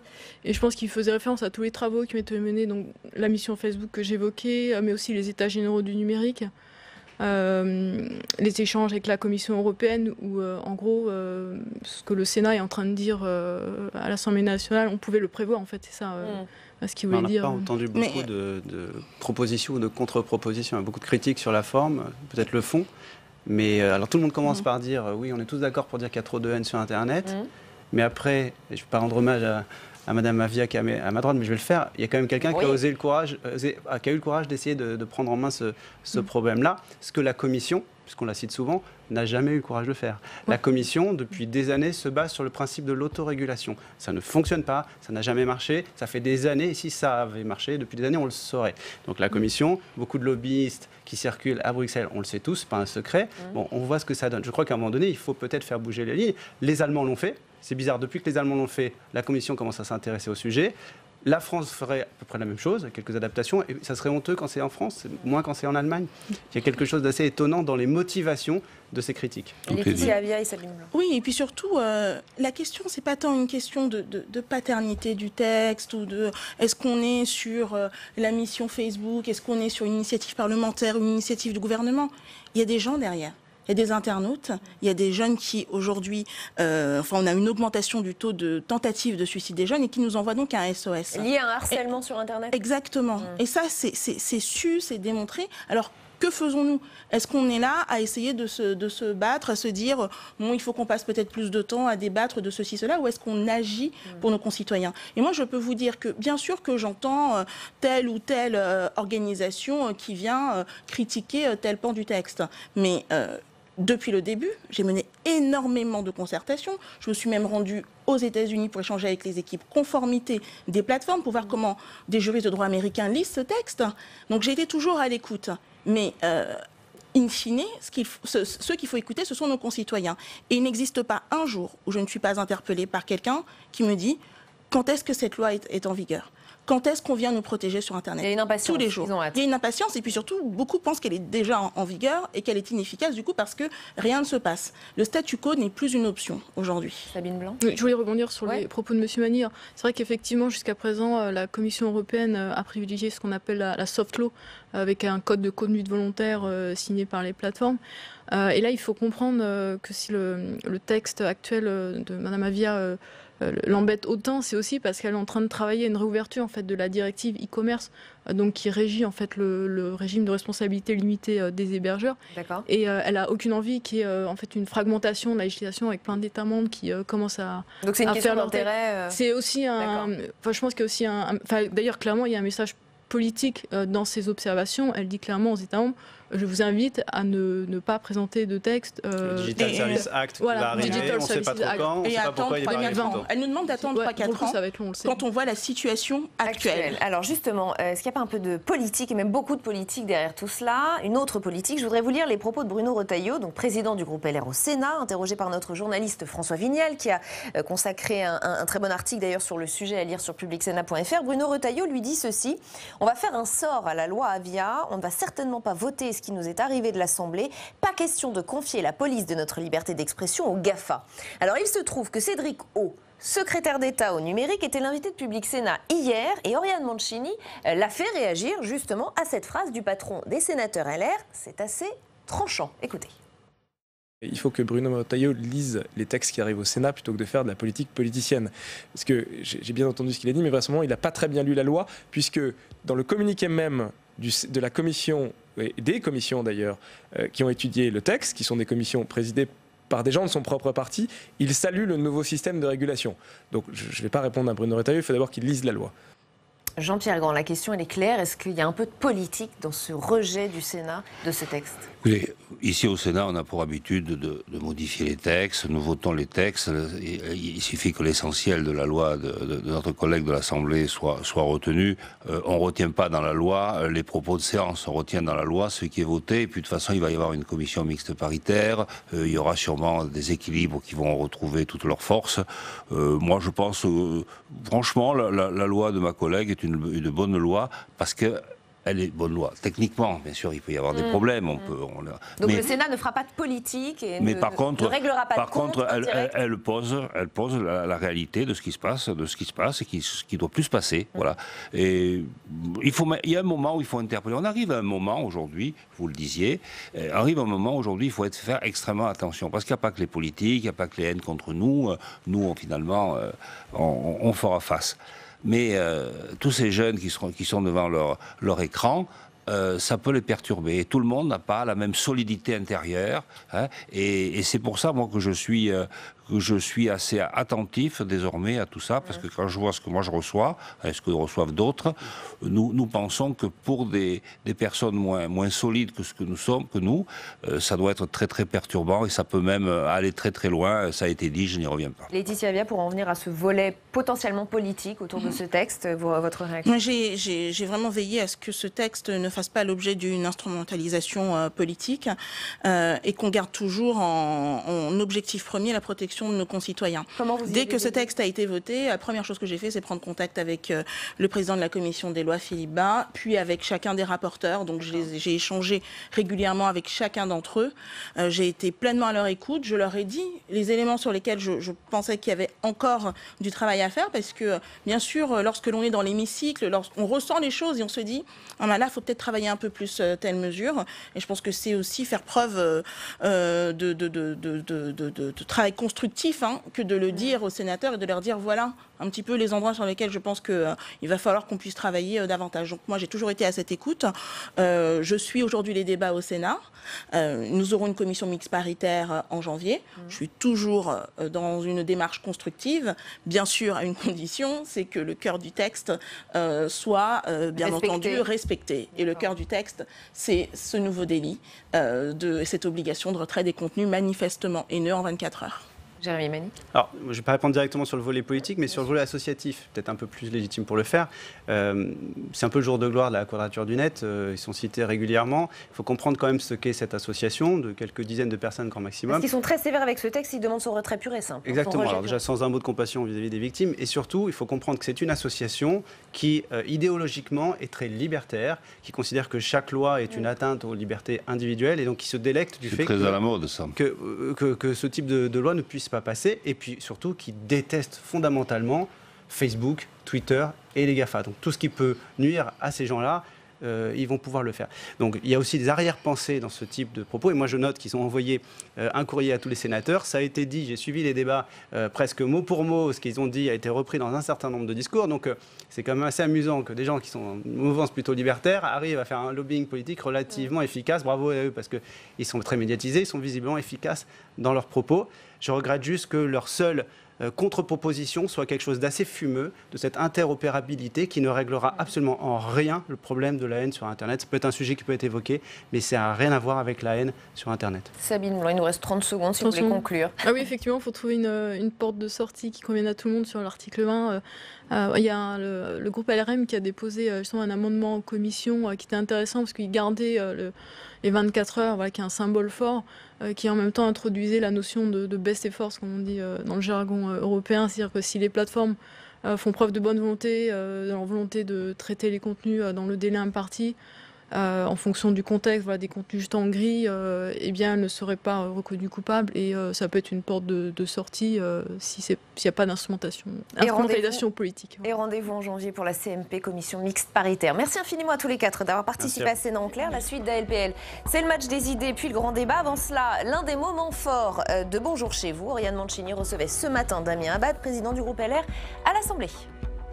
Encore une fois, qu'est-ce que veut ce gouvernement ? Il veut juste gagner la bataille de l'opinion. Il ne veut pas réformer le pays. Il veut juste gagner la bataille de l'opinion, quitte à sacrifier le Noël des Français et quitte à faire en sorte que les commerçants perdent du chiffre d'affaires pendant les fêtes de Noël. Je trouve que c'est particulièrement cynique et regrettable. Mais vous dites que c'est la responsabilité du gouvernement si on en est là aujourd'hui dans les mobilisations ? Je dis que c'est une responsabilité partagée. Bien sûr qu'il y a une responsabilité de la part de certains syndicats dans ces manifestations, et je ne suis pas de ceux qui lèvent cette responsabilité. Mais certains syndicats, c'est lesquels ? Les syndicats qui ne sont pas des syndicats réformistes et qui veulent uniquement donc la CGT, bloquer. Bien entendu. Mais au-delà de ça, il y a une responsabilité du gouvernement. Et on a le sentiment depuis ce week-end que c'est l'irresponsabilité généralisée du gouvernement. Ah ben écoutez, si on est bloqué, c'est pas de notre faute. Voilà ce qu'on dit aux Français. Comprenez, il faut s'en prendre aux autres. Mais il y a quand même une responsabilité du gouvernement. Il y a d'abord une responsabilité sur le calendrier. 93, 2003, 2010, jamais on a eu une réforme des retraites qui a été présentée 15 jours avant Noël. Il y a ensuite une responsabilité sur la méthode, le flou et la confusion permanente entretenue depuis 2 ans qui a cristallisé ces angoisses des Français. Et puis il y a une responsabilité sur le fond. C'est que le président de la République, il est enfermé dans sa promesse présidentielle, qui était celle de ne pas toucher à l'âge légal de départ à la retraite de 62 ans, qui était une promesse intenable. Et que donc forcément aujourd'hui, il y a un certain nombre de ses électeurs qui disent « Mais attendez, on a voté pour un président de la République qui ne voulait pas modifier cet âge de retraite et qui ne voulait pas réformer les retraites. Donc forcément, ça crée des difficultés dans le dialogue social. Pour vous, c'était une promesse démagogique ? C'est une promesse intenable. On le sait très bien. Et on avait besoin de réformer le système des retraites parce que si on veut sauver notre système par répartition, si on veut mieux prendre en compte les pensions des veuves, des mères de famille, si on veut mieux prendre en compte la pénibilité, sur tous ces sujets-là, forcément, on a besoin d'un équilibre financier du système. La mobilisation aujourd'hui s'annonce importante. Première fois depuis 2010 que tous les syndicats appellent à descendre dans la rue. Est-ce que pour vous, elle va être plus importante que le 5 décembre dernier ? Je ne sais pas, mais vous savez, je crois qu'au-delà de la bataille du chiffre, il faut qu'on soit clair. La nation française, aujourd'hui, elle est déchirée. Il y a un niveau de tension incroyable. Il y a quasiment à tous les coins de rue à Paris ou en Île-de-France des tensions, des insultes, des menaces, des bagarres, des malaises, des choses dont personne ne parle, mais c'est la réalité du Parisien et du Francilien le matin quand il veut prendre un métro ou prendre son RER. Et donc, il y a une souffrance généralisée. Il y a aussi une colère des Français qui en ont ras-le-bol. Ras-le-bol de ne pas pouvoir aller au travail librement. Ras-le-bol de pouvoir finalement de faire face à cette nation déchirée. Et puis ras-le-bol aussi de voir que dans les autres pays européens, il y a un service minimum des transports qui existe et qui fonctionne.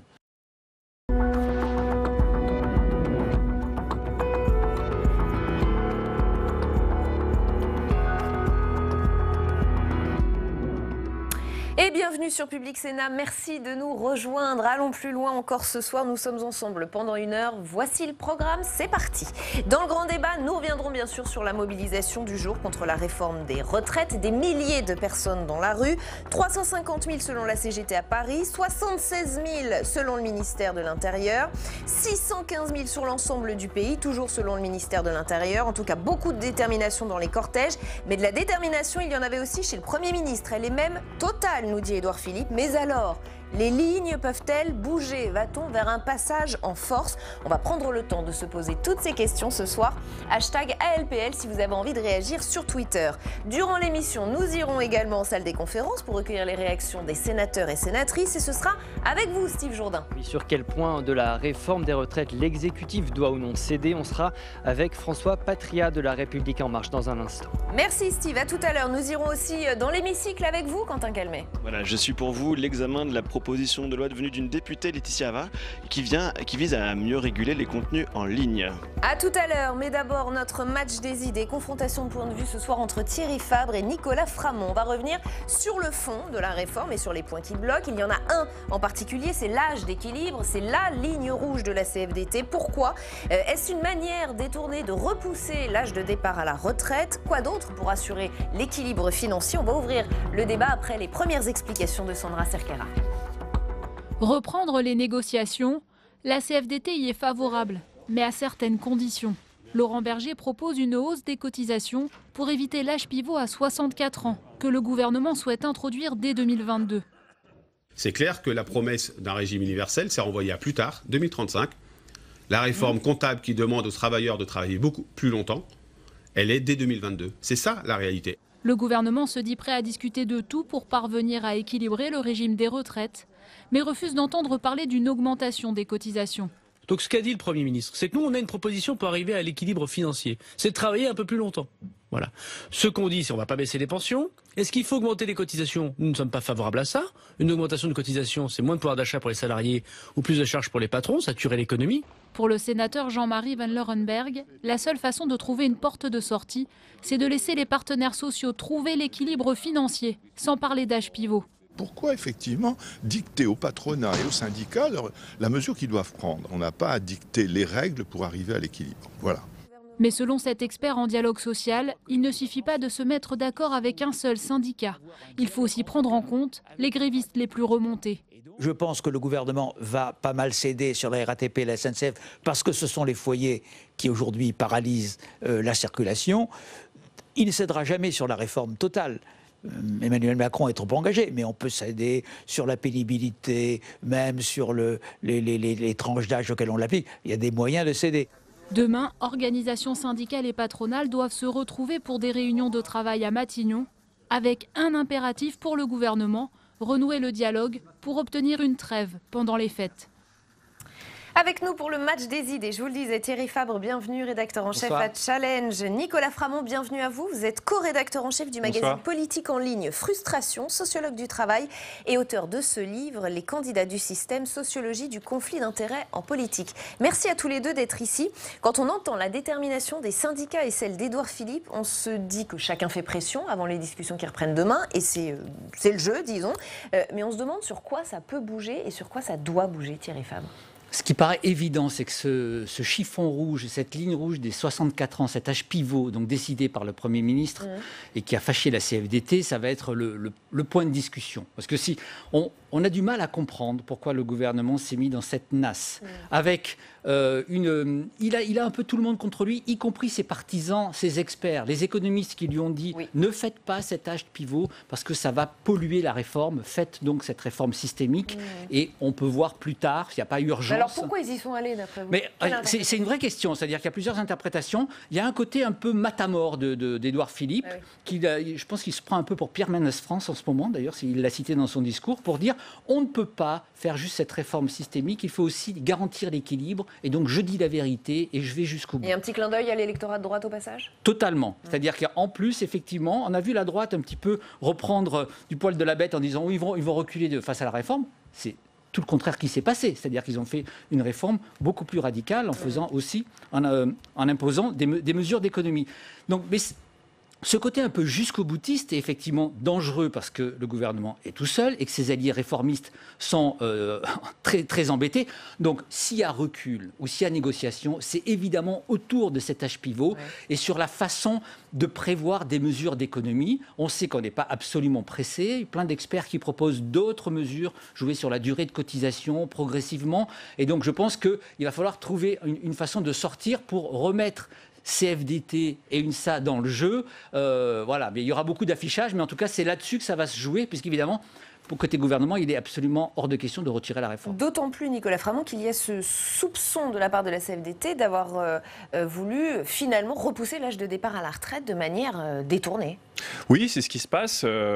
On a appelé ça très pudiquement l'âge pivot, mais si vous voulez, partir avant cet âge pivot, quand déjà tout le monde aura des retraites plus faibles avec le système par points, c'est évidemment pousser les gens à travailler jusqu'à 64 ans et au-delà, sachant qu'ils ne le pourront pas, parce que déjà, avec l'allongement de la durée de cotisation en 2010, on se rend compte que voilà, quand vous êtes senior, vous avez des chances énormes d'être au chômage, donc finalement d'être au chômage jusqu'à ce que vous puissiez développer vos droits à la retraite. C'est aussi s'exposer à des arrêts maladie plus fréquents. On voit que les arrêts maladie ont explosé depuis 2010 parce que vous avez des gens qui, parfois, sont à bout de souffle au travail. Donc, il y a eu ce truc de l'âge pivot qui a été mis en avant. Il y a toute une dramaturgie avec la CFDT pour mettre en place l'âge pivot qui sera sans doute retiré. Et ça va être, on va dire, le cadeau qui sera offert pour pouvoir opposer ce qu'on appelle des syndicats réformistes et modérés rationnels et les autres qui seront taxés d'extrémistes voulant empêcher Noël, si vous voulez. Donc, il y a une sorte de mise en scène autour de cet âge pivot, mais de toute façon, âge pivot ou pas, la réforme par système, par point, c'est la baisse des pensions pour tout le monde et l'obligation de devoir travailler plus longtemps pour ne pas être complètement ruiné à la retraite. Et j'ajouterai un autre point, au-delà de ces points techniques, au-delà de l'âge pivot, au-delà même de la réforme, je dis réforme entre guillemets, parce qu'une réforme, c'est nécessairement une amélioration, si vous regardez la définition, vous avez une crise politique et systémique qui a commencé il y a plusieurs années. On a quand même 1 an de mouvement des Gilets jaunes. Donc ce qui se joue là, c'est pas seulement un bras de fer technique autour d'un âge pivot, pas âge pivot, comment on fait, par qui, comment. Vous voyez ? Le grand paradoxe, c'est quand je vous entends, c'est que vous critiquez cette réforme en disant que tout le monde va y perdre. Ce qui, selon beaucoup d'experts, est totalement faux. C'est-à-dire que cette réforme, le paradoxe, c'est que, comme je disais tout à l'heure, cette réforme est polluée, alors que sur le fond, quand on regarde ce qu'elle apporte, il y a beaucoup d'avancées sociales. C'est une réforme qui peut être étiquetée de gauche. Vous savez qui l'a défendue il y a 10 ans ? Thomas Piketty. Il a écrit un livre pour théoriser, donc l'économiste grand pourfendeur des inégalités, en disant que le système universel était le système le plus juste. Alors aujourd'hui, il est un peu gêné vis-à-vis de la réforme, en disant qu'il faudrait que ce soit encore plus social. Il est même révolté. Non, oui, il s'insurge contre cette réforme. Oui, d'accord. Mais écoutez, son livre, il existe. Je peux vous le ressortir en 2008. Il vantait les mérites du système universel. Donc, il ne faut pas dire aujourd'hui que le système universel, ça appauvrit tout le monde. Il y a 10 ans, c'était un bon système. Donc, simplement, je finis ça. Oui. Ce système, quand on regarde dans le détail, il y a certaines catégories qui peuvent en profiter. Les bas salaires, clairement, avec ce minimum de 1 000 €. Les femmes, même s'il y a certaines situations qui posent problème, des catégories comme les agriculteurs. Donc il y a des avancées, clairement. Mais effectivement, avec cette histoire d'âge pivot, il y a un risque qui pèse sur l'ensemble. C'est-à-dire, on se dit, ils vont faire des économies, donc ça risque de rogner les retraites générales. Mais au sein, il y a une redistribution tout de même qui se fait au sein des catégories, avec les hauts salaires qui vont y perdre et les 50% des revenus les plus faibles qui devraient y gagner. Nicolas Framont, je vous donne la parole dans un instant, mais toujours sur cette question de l'âge pivot. Il se trouve que Damien Abad, ce matin, sur notre plateau, nous dit « Le problème, c'est qu'Emmanuel Macron ne l'a pas annoncé pendant sa campagne et c'est même peut-être son péché originel. » Je voudrais qu'on l'écoute et je vous fais réagir juste après. Bien sûr. Il est enfermé dans sa promesse présidentielle, qui était celle de ne pas toucher à l'âge légal de départ à la retraite de 62 ans, qui était une promesse intenable. Et que donc, forcément, aujourd'hui, il y a un certain nombre de ses électeurs qui disent « Mais attendez, on a voté pour un président de la République qui ne voulait pas modifier cet âge de retraite et qui ne voulait pas réformer les retraites. » Donc forcément, ça crée des difficultés dans le dialogue. C'est une promesse intenable, on le sait très bien. Enfermé dans une promesse intenable, Nicolas Framont. Oui, effectivement, il ne l'avait pas annoncé. On oublie aussi de dire que l'élection de Macron s'est faite dans un contexte particulier. Tout le monde a oublié à l'époque qu'il a gagné au second tour contre Marine Le Pen avec un score qui était plus bas que celui de Jacques Chirac. Et il se comporte comme s'il avait eu un adoubement démocratique extrêmement fort. Il a fait passer un certain nombre de très gros changements de notre modèle social et de très grosses régressions à mon sens. Et celle-ci en fait partie. Et quelque part grisé par son succès, puisque jusqu'à présent, il a réussi à être dans un rapport de force remporté face à la population. Il pense essayer d'aller plus loin. Et moi, je pense que ce qui s'est passé, c'est qu'après avoir réussi à contenir en quelque sorte le mouvement des Gilets jaunes, même si c'est un mouvement qui ne s'est pas éteint, eh ben, il a voulu aller plus loin dans ce qui est en fait une guerre de classe, c'est-à-dire faire en sorte que, quelque part, les marchés financiers, les différents grands fonds d'investissement, tous ceux qui veulent profiter de l'extension de l'épargne retraite que ce genre de réforme entraînera, puissent en profiter encore plus. Et quelque part, son appétit a grandi, l'appétit de ses soutiens également. Et donc, quelque part, cet âge pivot, c'est la cerise sur le gâteau. Mais encore une fois, avec un système par points, et je suis en désaccord avec vous, on est obligé de travailler plus longtemps. Parce que quand on prend en compte toute sa carrière plutôt que les 25 meilleures années, évidemment que vu à quel point le marché du travail est assuré actuellement, eh bien, tout le monde va y perdre. Et ça, personne n'arrive à nous expliquer pourquoi ce ne sera pas le cas. Pourquoi en prenant toute sa carrière, y compris les périodes non travaillées, on va quand même gagner plus. On n'a toujours pas compris. Muriel Pénicaud a tenté de nous expliquer, on n'a pas compris. Édouard Philippe tente régulièrement de nous expliquer, on ne comprend pas, parce qu'il n'y a rien à comprendre. De toute façon, excusez-moi, mais c'est une baisse des pensions. Alors, donc, si vous regardez en détail les études, il faut se plonger dans les études techniques, notamment celles de l'Institut des politiques publiques.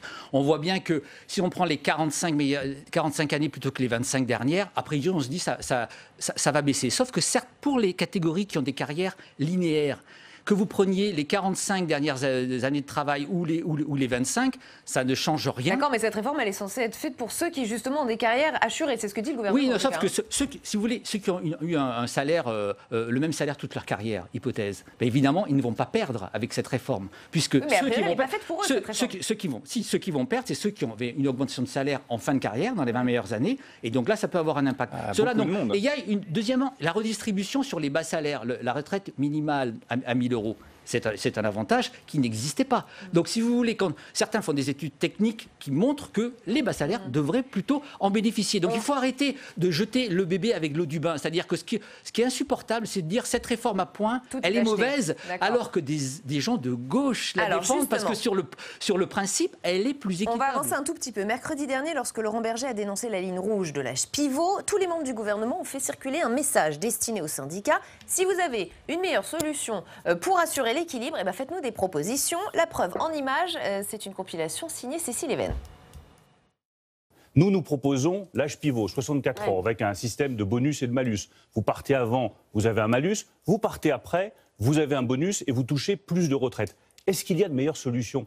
Peut-être, mais venons en discuter. Nous avons aussi indiqué que si les partenaires sociaux trouvaient un meilleur chemin pour atteindre un système qui soit équilibré, non pas en 2025 comme nous le souhaitions initialement, mais en 2027, en prenant plus de temps, nous prendrions évidemment la solution qu'il pourrait proposer. Laurent Berger a échangé avec Édouard Philippe, a formulé des propositions concrètes et à faire en sorte que nous puissions trouver une voie de compromis. Eh bien, il les a pris au mot, Laurent Berger. Il a fait une proposition, c'est à lire dans le journal La Croix ce matin. Et voilà ce qu'il nous dit. Il y a d'autres solutions de court terme. Une hausse des cotisations, par exemple. Pourquoi est-ce tabou d'en parler alors qu'il paraît tellement évident de demander à ceux qui ont rempli leur contrat de travailler plus longtemps? Idée rejetée d'emblée quelques minutes plus tard par l'exécutif. Donc ce qu'a dit le Premier ministre, c'est que nous, on a une proposition pour arriver à l'équilibre financier. C'est de travailler un peu plus longtemps. Voilà. Ce qu'on dit, c'est qu'on ne va pas baisser les pensions. Est-ce qu'il faut augmenter les cotisations? Nous ne sommes pas favorables à ça. Une augmentation de cotisations, c'est moins de pouvoir d'achat pour les salariés ou plus de charges pour les patrons, ça tuerait l'économie. Thierry Fabre, on demande aux syndicats de faire des propositions, ils en font, mais c'est non tout de suite. Alors oui, parce que cette proposition, elle est clivante, effectivement. Mais elles ont l'air de toutes l'être. Oui, non, enfin peut-être pas toutes. Je pense qu'ils peuvent se mettre d'accord sur des durées de cotisation, par exemple, de revenir à la proposition de Laurent Berger. Ça, je pense que ça peut être négocié. Les cotisations, c'est vrai qu'il y a un clivage. Pourquoi? Parce que côté macroniste, on considère que augmenter les cotisations, c'est pénaliser l'emploi. Et là-dessus, les études économistes vont dans leur sens. C'est-à-dire qu'elles montrent que dans les taxes, les cotisations sociales qui sont assises sur le travail, sur les salaires, donc ça pénalise le plus l'emploi. En plus, on les a baissés récemment, donc ce serait prendre le chemin inverse. À mon avis, donc la voie ne sera pas explorée. Et ça dit autre chose, cette proposition de Laurent Berger. Ça dit qu'il commence à lui aussi chercher des solutions et qu'il admet qu'il faut rétablir l'équilibre et il commence à faire du paramétrique, quoi. Sur le fond, Laurent Berger, quand on voit comment ils ont géré l'Agir-Clarco, puisque c'est une retraite complémentaire gérée par les syndicats, il sait que parfois, il faut faire des sacrifices. Donc il a un côté réaliste, il fait qu'il voit bien qu'il y a un ratio démographique qui se dégrade. Et donc, il est très pragmatique. En revanche, ce qu'il n'a pas accepté, c'est le côté un peu vertical de Philippe et de Macron, de dire ce sera comme ça, ce sera 64 ans, on vous permet de négocier, mais le point d'arrivée, il est fixé. Ça, c'est évidemment insupportable. C'est une démocratie sociale à la française. Quand on voit ce que font les Nordiques, il n'y a jamais quelque chose comme ça pourrait se passer au Danemark ou en Suède, où là, le pouvoir leur dit aux syndicats, allez-y, négociez et trouvez une solution. Nicolas Framont. Alors, sur l'équilibre financier, il y a deux choses importantes. D'abord, il faut déconstruire un peu cette idée qu'on a un impératif financier qui nous inviterait à trouver absolument une solution, vite, urgemment, etc. C'est pas vrai. Il faut revenir aux chiffres. Le budget de la sécurité sociale, c'est 440 milliards d'euros par an. Donc c'est plus que le budget de l'État. Le déficit, c'est 5,4 milliards. Donc si on le rapporte, si vous voulez, à votre budget, vous gagnez 2 000 euros. C'est comme si vous aviez un découvert de 20 euros. Et en plus, on va dire que la solidité financière de la sécurité sociale est bien plus grande que celle d'un ménage français qui aurait un découvert de 20 euros. Donc déjà, revenons là-dessus. Et il y a eu toute cette exagération qui a été faite. Ensuite, d'où vient ce déséquilibre? Le gouvernement l'a lui-même provoqué. Alors, il y a eu les mesures gilets jaunes qui n'ont pas été compensées. Donc, par exemple, l'exonération de cotisation des heures supplémentaires, ça a été une perte sèche pour la sécurité sociale. Donc, venir ensuite déplorer le déséquilibre, c'est quand même vraiment avoir voulu saboter soi-même ce qu'on essaie de réparer ensuite en prenant sur les acquis des uns et des autres. Et puis, il y a aussi la baisse de l'emploi public. L'emploi public, l'État employeur cotise plus de cotisations patronales qu'un employeur privé. D'accord, mais sur la proposition. Mais sur la proposition. Alors, une fois qu'on a dit ça, si effectivement on veut travailler sur l'équilibre financier, ce qui par exemple est mon cas, moi je pense qu'il faut revenir à la retraite à 60 ans, qu'il y a des gens qu'il faut faire partir plus tôt à la retraite, plus qu'actuellement, parce qu'il y a des métiers pénibles qui ne sont pas pris en compte. Du coup, effectivement, il nous faut de l'argent. Alors là, il y a des choses à regarder du côté de l'équilibre entre le capital et le travail. Actuellement, un salarié français, selon diverses études, travaille en moyenne 45 jours par an pour la rémunération des dividendes des actionnaires, soit 9 semaines. C'était 10 jours en 81. Je pense qu'il y aurait quelque chose à rééquilibrer là-dessus et que du coup, l'augmentation des cotisations patronales ne serait pas une absurdité économique. Je pense que ça rétablirait un petit peu d'équilibre pour permettre aux gens de partir à la retraite plus tôt. Et dans ces cas-là, si on est sur du positif, effectivement, on peut se poser la question où récupérer l'argent et il y en a. Je suis d'accord sur la première partie de votre intervention. Mais pas la deuxième, on s'en doutait. Tout à fait, parce que là, vous avez raison il n'y a pas d'urgence financière à court terme. Donc c'est pas la peine de nous faire ce numéro de l'âge pivot. De la voix disait lui-même. Ça n'a pas beaucoup de sens parce que effectivement c'est du long terme, donc on peut se caler sur les prochaines années pour essayer de rectifier le tir par différents moyens. En revanche, dire bon écoutez, pas de problème, revenons à la retraite à 60 ans. Non mais c'est facile à dire, mais pourquoi tous ceux qui nous entourent, qu'ils soient de droite, de gauche, sociodémocrates, libéraux, à l'étranger sont à 65 ans? C'est pas par plaisir. On voit bien que le ratio démographique, il est très défavorable. Et la taxation du capital, magique, évidemment. Vous voyez bien autour de nous, pourquoi est-ce qu'ils ne taxent pas plus le capital? Ce sont des choix politiques, ce sont des choix de société. Mais dire en France, on dépense des milliards pour revenir à 60 ans et on taxe le capital, on sait très bien les effets que ça provoque. Quels effets alors? Dites-le-nous, puisque ça a l'air d'être simple. Un exil des entreprises qui iront à côté dans l'Union européenne, où évidemment ils seront moins taxés et où les budgets ne seront pas en déficit, et donc ça inspirera plus donc confiance. Ça tuerait notre donc ça veut dire que ça c'est du rêve. En revanche, le côté financier à court terme, ça je suis d'accord. Un point important, quand on dit Emmanuel Macron n'a pas le droit finalement de faire sa réforme parce qu'il a été mal élu. Écoutez, il a été peut-être moins bien élu que d'autres, mais il a été élu, il avait un programme, et la différence avec d'autres, c'est que le programme, il le met en œuvre. Et ça, pour la démocratie, c'est relativement sain. Quand François Hollande avait dit « je taxe la finance », oui, mais l'âge pivot, ça n'était pas dans la campagne. C'est tout l'argument. Justement, c'est pour ça que les critiques sont justifiées. Ouais. Et qu'à l'époque, il nous dit, à l'époque, l'âge pivot, il n'était pas... Parce que les prévisions du corps étaient plus favorables. Peut-être, il n'empêche que c'est un point qui n'est pas justifiable. L'âge pivot n'était pas dans la réforme. La réforme en elle-même, elle était dans son programme, même si elle n'était pas très mise en avant.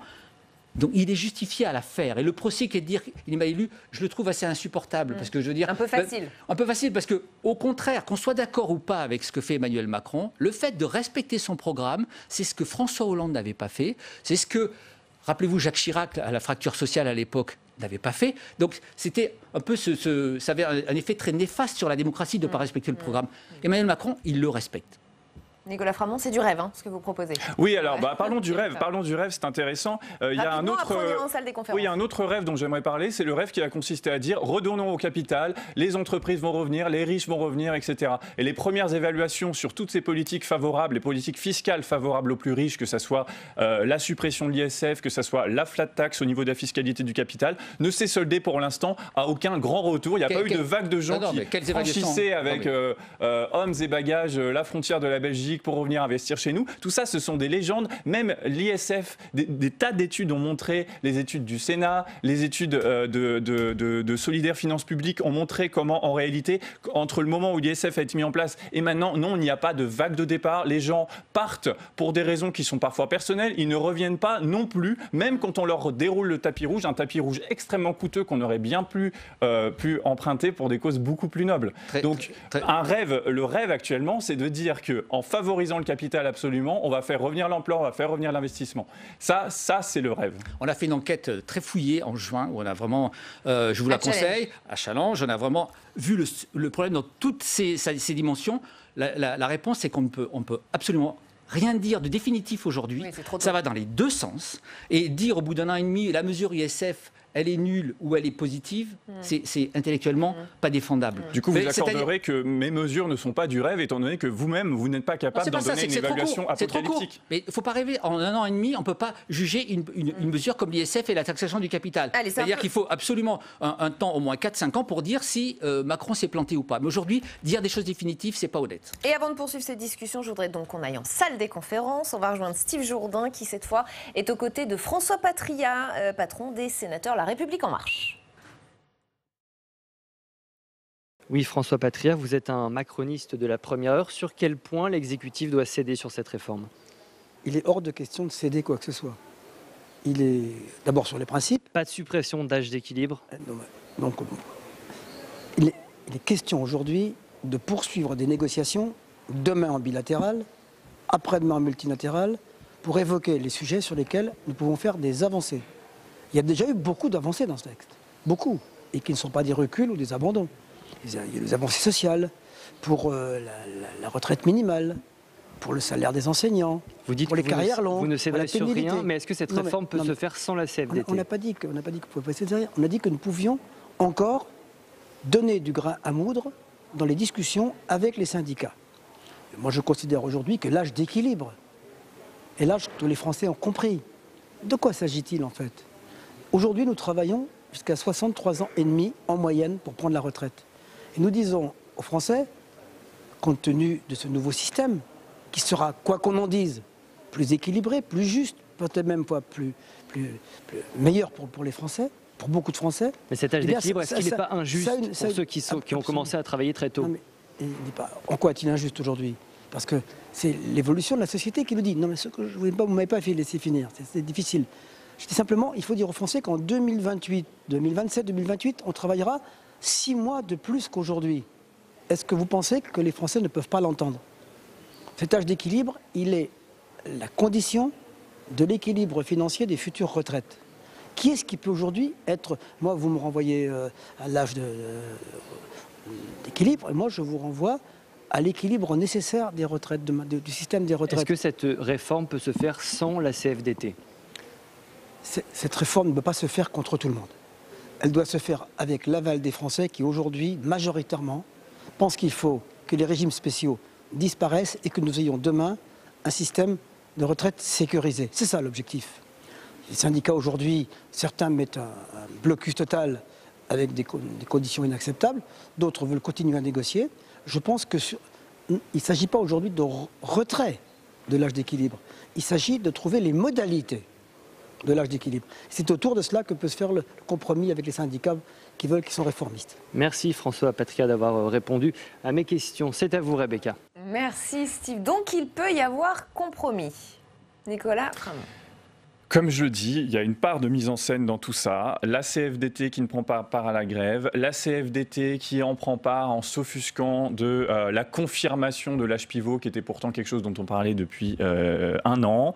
La CFDT qui maintenant va discuter, qui rencontre des députés LREM, etc. On est quoi? On est dans un jeu de rôle? Oui, on est dans un jeu de rôle pour dire, vous voyez, finalement, c'est la démocratie sociale, on va céder sur un truc, sur des paramètres. Mais encore une fois, cette réforme, elle est systémique, vous l'avez très bien dit. Et je pense que l'opposition, elle est face à cette réforme, alors encore une fois, réforme avec énormément de guillemets, puisque ce n'est pas le terme approprié, face à ce projet systémique qui change en profondeur la façon dont notre système de sécurité sociale est géré. Cette histoire de points, revenons là-dessus, le point, la fameuse valeur du point, qui serait gérée par un organisme tripartite, où l'État aurait la main, etc. Oui, mais dont le fait qu'il ne baisse pas soit inscrit dans la loi. Mais il n'y a pas de... J'ai entendu ça. Confiance dans ce qui est inscrit dans la loi. Mais ça, c'est un mensonge. Ce qui est dans la loi se défait. Même la Constitution se défait. Mais oui, alors, non, mais le problème, c'est que la sécurité sociale a été créée à l'origine par les pères fondateurs, avec l'idée que le financement par la cotisation rendait la sécurité sociale autonome de l'État, autonome des décisions arbitraires des gouvernements, autonome du contexte économique et permettait aux gens de se projeter dans l'avenir, permettait aux gens de ne pas être esclaves de la nécessité économique, ne pas être esclaves des marchés boursiers. Et c'est pour ça que ça s'appelle la sécurité sociale. C'est une sécurité pour soi, mais c'est aussi une sécurité collective. À partir du moment où vous défaisez ça, où vous faites un point qui peut varier selon des paramètres qui seront socio-économiques, qui seront, on ne sait même pas, et qui seront gérés par un organisme tripartite, patronat, syndicat, État, ça va donner comme l'assurance chômage qui a eu le même mode de gestion, c'est-à-dire une gestion tripartite où l'État a fini par reprendre la main et baisser l'ensemble des prestations. On s'expose à ça. Donc si vous voulez que la CFDT joue un certain jeu qui va consister à dire que le gouvernement finalement a fait preuve de dialogue, vous voyez, c'est pas si terrible, maintenant rentrez chez vous, braves gens, oui, c'est de la mise en scène. Alors, il faut rappeler que la CFDT, elle a rêvé de cette réforme. Ça fait des années qu'elle la pousse. Et alors justement, c'est pas, elle pousse pas aux inégalités, la CFDT. Elle a quand même regardé le sujet depuis longtemps et elle s'inspire des travaux sociodémocrates, de gens de gauche qui ont regardé le sujet et qui proposent cette réforme pour réduire les inégalités. Le procès qui est fait à cette réforme, notamment sur le point peu baissé, il s'inspire notamment de mésaventures et de ce qui s'est passé en Suède, où les sociodémocrates ont aussi voulu mettre en place ce régime. Mais ils ont voulu aussi faire beaucoup d'économies. Donc effectivement, on dit cette réforme, regardez, elle n'a pas bien marché en Suède. Mais effectivement, si dans le principe elle est équitable, mais on peut réduire les droits des retraités. Tout dépend de ce qu'on en fait. Est-ce que je ne supporte pas en fait le procès où on veut jeter la réforme parce qu'on dit regardez, ils l'ont mal appliquée. Oui, effectivement, c'est possible. Mais c'est aussi possible de faire l'inverse. Et c'est pour ça que la CFDT se bat là-dessus pour essayer de la pousser dans un côté plus social. Comme elle veut cette réforme, elle veut essayer de sortir de cette crise. C'est-à-dire qu'elle et elle va tout faire pour essayer de trouver le compromis, la mise en scène. Je vous rejoins. Il y a un côté mise en scène pour dire personne n'a reculé. Allez, mais les gens bloqués dans les transports, ils ont hâte que ça se termine, hein, évidemment. Merci en tout cas à tous les deux d'avoir participé à ce match des idées. La suite d'ALPL, c'est le grand débat dans un instant. Avant cela, petit détour par l'hémicycle avec vous, Quentin Calmet. La lutte contre la haine en ligne en discussion au Sénat aujourd'hui. Un texte qui vient de l'Assemblée, écrit par la députée La République En Marche, Laetitia Avia. Et sa mesure phare, c'est la suppression des contenus illicites en 24 heures par les géants du numérique eux-mêmes. Voilà, c'est cette mesure phare que je vous propose de voir immédiatement. L'obligation pour les plateformes en ligne type Facebook ou Twitter, vous voyez, elle s'affiche, de devoir retirer tout contenu haineux en moins de 24 heures sous peine de sanctions pénales et une amende pouvant aller jusqu'à 4% du chiffre d'affaires de la plateforme. Cette mesure, elle a été supprimée en commission par les sénateurs. Ils estiment qu'elle porte atteinte à la liberté d'expression et qu'il y a un risque, c'est que ces plateformes comme Facebook ou Twitter, eh bien, elles suppriment des propos qui ne sont pas illicites avec leurs algorithmes qui régulent effectivement la liberté d'expression, et c'est déjà d'ailleurs le cas en ce moment même. Et là, ce serait une atteinte à la démocratie. Écoutez Christophe-André Frassa, il est sénateur LR, c'est lui qui est rapporteur de ce texte et il parle de cette ligne de crête entre liberté d'expression et protection des victimes. C'est donc dans un esprit constructif que nous avons abordé l'examen de ce texte au Sénat, en tentant de tenir une délicate ligne de crête entre, d'une part, la protection des victimes de haine et, d'autre part, la protection de la liberté d'expression telle qu'elle est pratiquée dans notre pays. Les associations de défense des libertés sur Internet ont salué la position du Sénat, à l'image de l'association La Quadrature du Net, qui a été à de nombreuses fois citée dans l'hémicycle.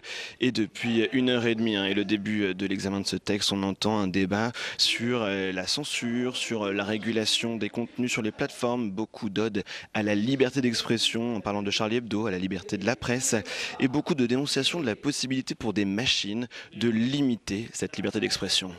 Merci beaucoup Quentin Calmet dans l'hémicycle du Sénat pour nous. Allez, place au grand débat. On va donc revenir sur cette nouvelle journée de mobilisation contre la réforme des retraites, journée cruciale avant de nouvelles discussions à Matignon demain après-midi. L'un des grands enseignements qu'on en tire ce soir, c'est la détermination affichée des deux côtés. Au-delà des chiffres d'ailleurs dont on parlera dans un instant, les syndicats ne veulent rien céder. Édouard Philippe non plus. On disait cette journée absolument déterminante pour la suite, mais on ne sait pas davantage ce soir comment les choses vont pouvoir se dérouler. Comment les protagonistes, eux, vivent-ils les choses? On va leur poser la question. Syndicats et responsables politiques seront sur ce plateau dans un instant. D'abord, les images et les réactions de cette journée avec Jonathan Dupriez, Cécile Sixou et Romane Brizard.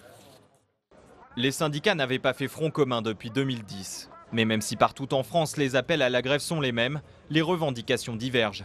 Dans le cortège parisien, tous les regards se tournent vers la CFDT pour sa première journée dans la rue.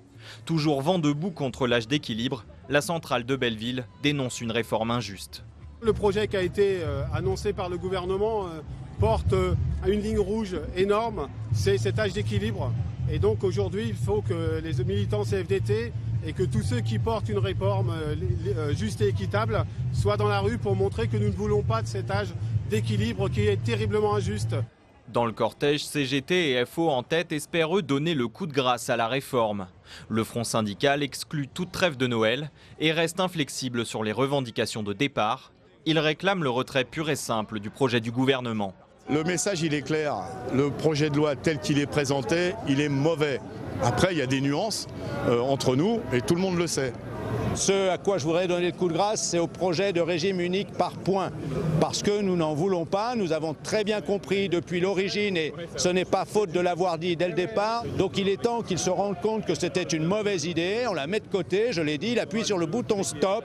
Et s'il appuie sur le bouton stop, eh bien les trains repartiront. Alors que les syndicats espèrent une mobilisation massive pour peser demain à Matignon, le Premier ministre Édouard Philippe a affirmé sa détermination totale à mener à bien la réforme des retraites. Et avec nous pour le grand débat d'ALPL ce soir, Martin Lévrier, bienvenue. Vous êtes sénateur La République En Marche des Yvelines, membre de la commission des affaires sociales. Jean-François Husson, bienvenue. Vous êtes sénateur LR de Meurthe-et-Moselle, vice-président de la commission des finances. Fanny Arave, bienvenue à vous également. Vous êtes économiste, administratrice UNSA ferroviaire au conseil d'administration de SNCF Réseau, membre du CESE, Conseil économique, social et environnemental. Fabrice Angéi, bienvenue à vous également. Vous êtes secrétaire confédéral de la CGT. Inutile de dire que vous étiez dans le cortège, et notamment vous aussi, Fanny Arave. Justement, on va revenir sur cette journée de mobilisation. Fabrice Angéi, on a les chiffres, les chiffres définitifs. Selon le ministère de l'Intérieur, 615 000 personnes dans tout le pays, dont 76 000 à Paris. Je vous vois faire la moue, parce qu'effectivement, les chiffres de la CGT ne sont pas du tout les mêmes. 1,8 million de personnes dans tout le pays, selon la CGT, dont 350 000 à Paris. Est-ce que pour vous, cette journée de mobilisation est une réussite? Oui. Ça sera une réussite encore plus complète si le gouvernement en prend acte et retire son projet pour ouvrir d'autres négociations pour améliorer notre système actuel. Mais les chiffres, soyons un peu raisonnables. Moi, ce que j'ai vu tout au long de la journée, par la presse quotidienne régionale, dans de nombreuses régions, dans de nombreux départements, c'est dire qu'il y a beaucoup plus de monde que le 5 décembre.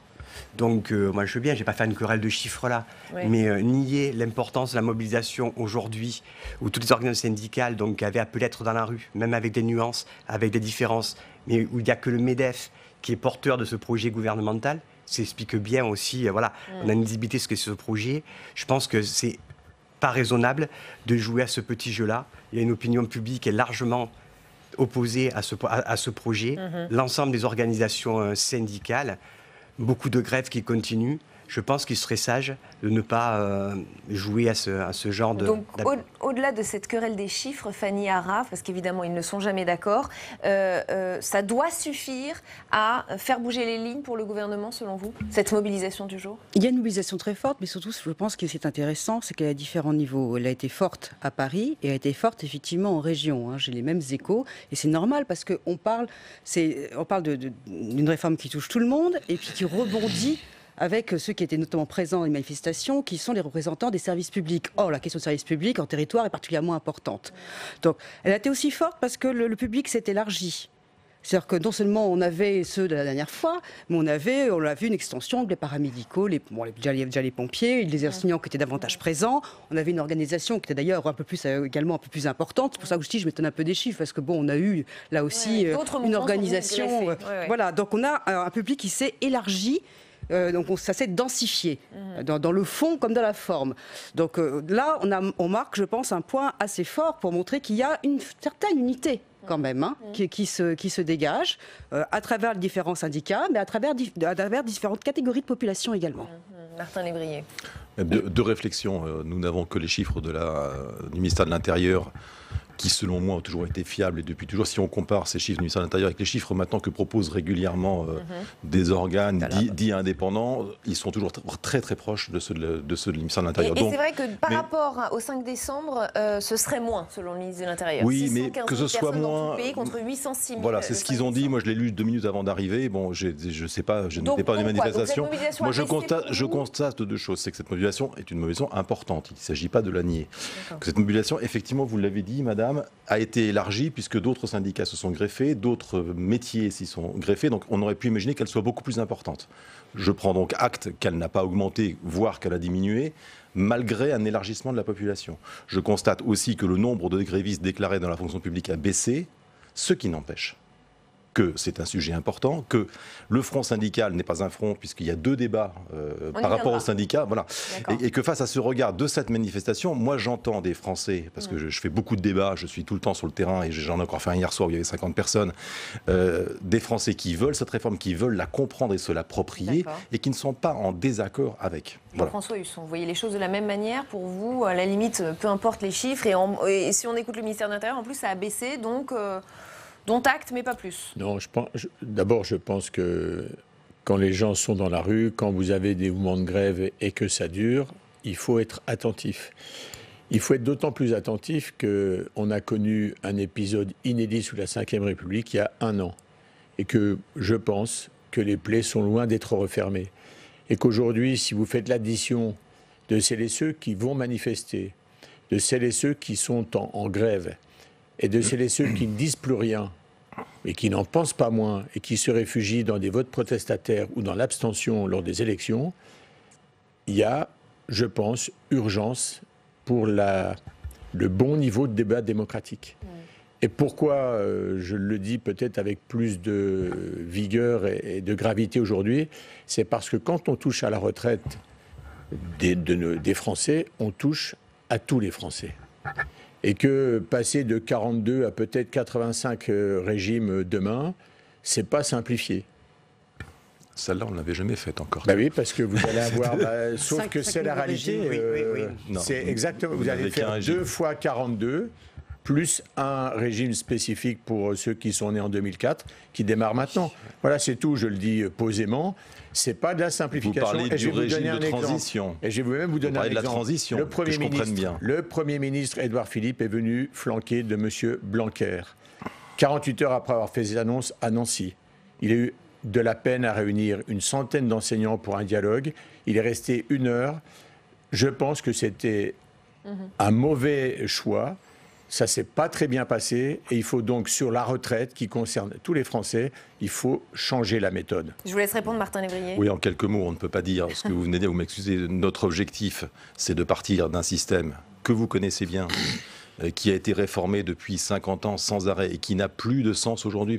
C'est un système qui fonctionne par silo de métiers, alors que les gens aujourd'hui, la génération qui arrive sur le monde du travail et qui y est déjà depuis 10 ans au moins, je ne vous ai pas coupé. Non, mais tout n'est pas acheté. Et qui fonctionne en silo de métiers, alors que les gens vont changer 4, 5, 6 fois de métier. Excusez-moi, je le vis, puisque moi j'ai changé de métier. Impossible de connaître sa retraite, impossible aujourd'hui. Donc le système d'aujourd'hui était hyper complexe. En plus, créer des jalousies de personne à personne, parce que personne ne comprenait la retraite de l'autre et donc avait tendance à le jalouser. Donc nous, on propose un système beaucoup plus simple, très lisible. Donc on ne me dise pas 42 systèmes. Et quand vous parlez des enseignants, excusez-moi, c'est un monde que je connais très bien là aussi. Et ce que nous disons, et on le dit depuis 1 an et demi, c'est que la retraite est la conséquence du problème, la cause du problème. Pour eux, c'est leur rémunération, leur carrière. Ça n'est absolument pas la retraite. Oui, mais ça fait 30 ans qu'on aurait dû prendre ce problème à bras-le-corps. Le gouvernement ne peut jamais faire à travers le point d'indice quand même. Non mais voilà, moi on est d'accord. On est d'accord, mais vous ne le faites pas. Vous ne l'avez pas fait. Et on va changer les choses. Vous ne l'avez pas fait, vous pouviez le faire. C'est comme les 15 € du SMIC de Mme Pénicaud ce matin. C'est là aussi, comme augmentation, ça se pose là, puisque c'est grosso modo l'inflation, et donc il n'y aura pas d'augmentation des salaires, alors que ça pouvait financer les cotisations, et donc le supposé déficit, on va revenir, de la sécurité sociale et des retraites. Mais sur cette question-là, la simplification et l'universalité, bonjour. Je vois qu'aujourd'hui, certaines catégories conservent un régime spécifique. Vous ne changez pas pour les policiers. Ce soir, vous vous dites que ce régime change pour les policiers. Vous essayez d'inverser... Ce soir, ce régime, ça change pour les policiers. Je vous dis clairement, si vous me laissez attendez, je vais pas couper. Il rentre dans le régime unique avec la part solidarité pour lui. Oui, voilà. C'est tout. Bien. On ne l'a jamais caché. On l'a jamais caché. Oui, il est dans la mais liste c'est de pas ça le sujet. Donc on parle de simplification. Moi, comme explique, quelle sera la valeur du point. Comme me disent, c'est quoi une carrière entière?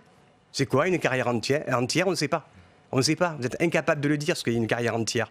Combien d'années faudra-t-il travailler? Il ne s'agit plus d'années, vous le savez. Il y a un âge. C'est quoi une carrière entière, puisqu'il y a un âge pivot avec une décote? Il y a un âge de droit. Il y a un âge de droit à départ à la retraite. C'est quoi un âge carrière? Il y a un âge pivot qui est un âge de sujet, excusez-moi, et voilà. Mais les 1 000 € sont... Mais c'est quoi? C'est pour une carrière pleine. C'est la parole à Fanny Arap.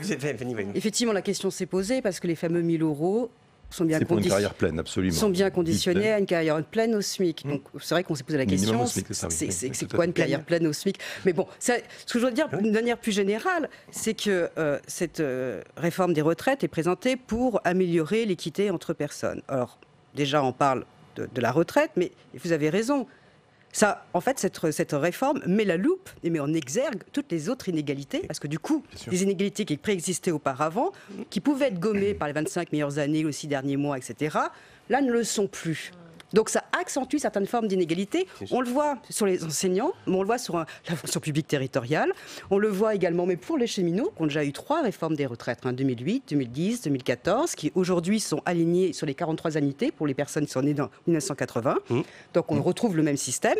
Pour lequel, l'an dernier, on a eu nouveau pacte ferroviaire, c'est pas vieux quand même, l'an dernier, dans lequel était inscrit dans la loi qu'à partir du 1er janvier, il n'y avait plus d'embauche au statut. Donc, effectivement, nous avons un régime de distinction et que les personnes qui étaient en place gardaient leur statut et que les personnes qui étaient transférées aux entreprises privées perdaient. Non, mais c'est important. C'est le problème, c'est très important, c'est qu'il y a une parole donnée qui n'a pas été respectée. Non, puisque la parole donnée pour les gens qui sont rentrés... Y compris quand elle était inscrite dans la loi. Donc, ça pose quelques problèmes.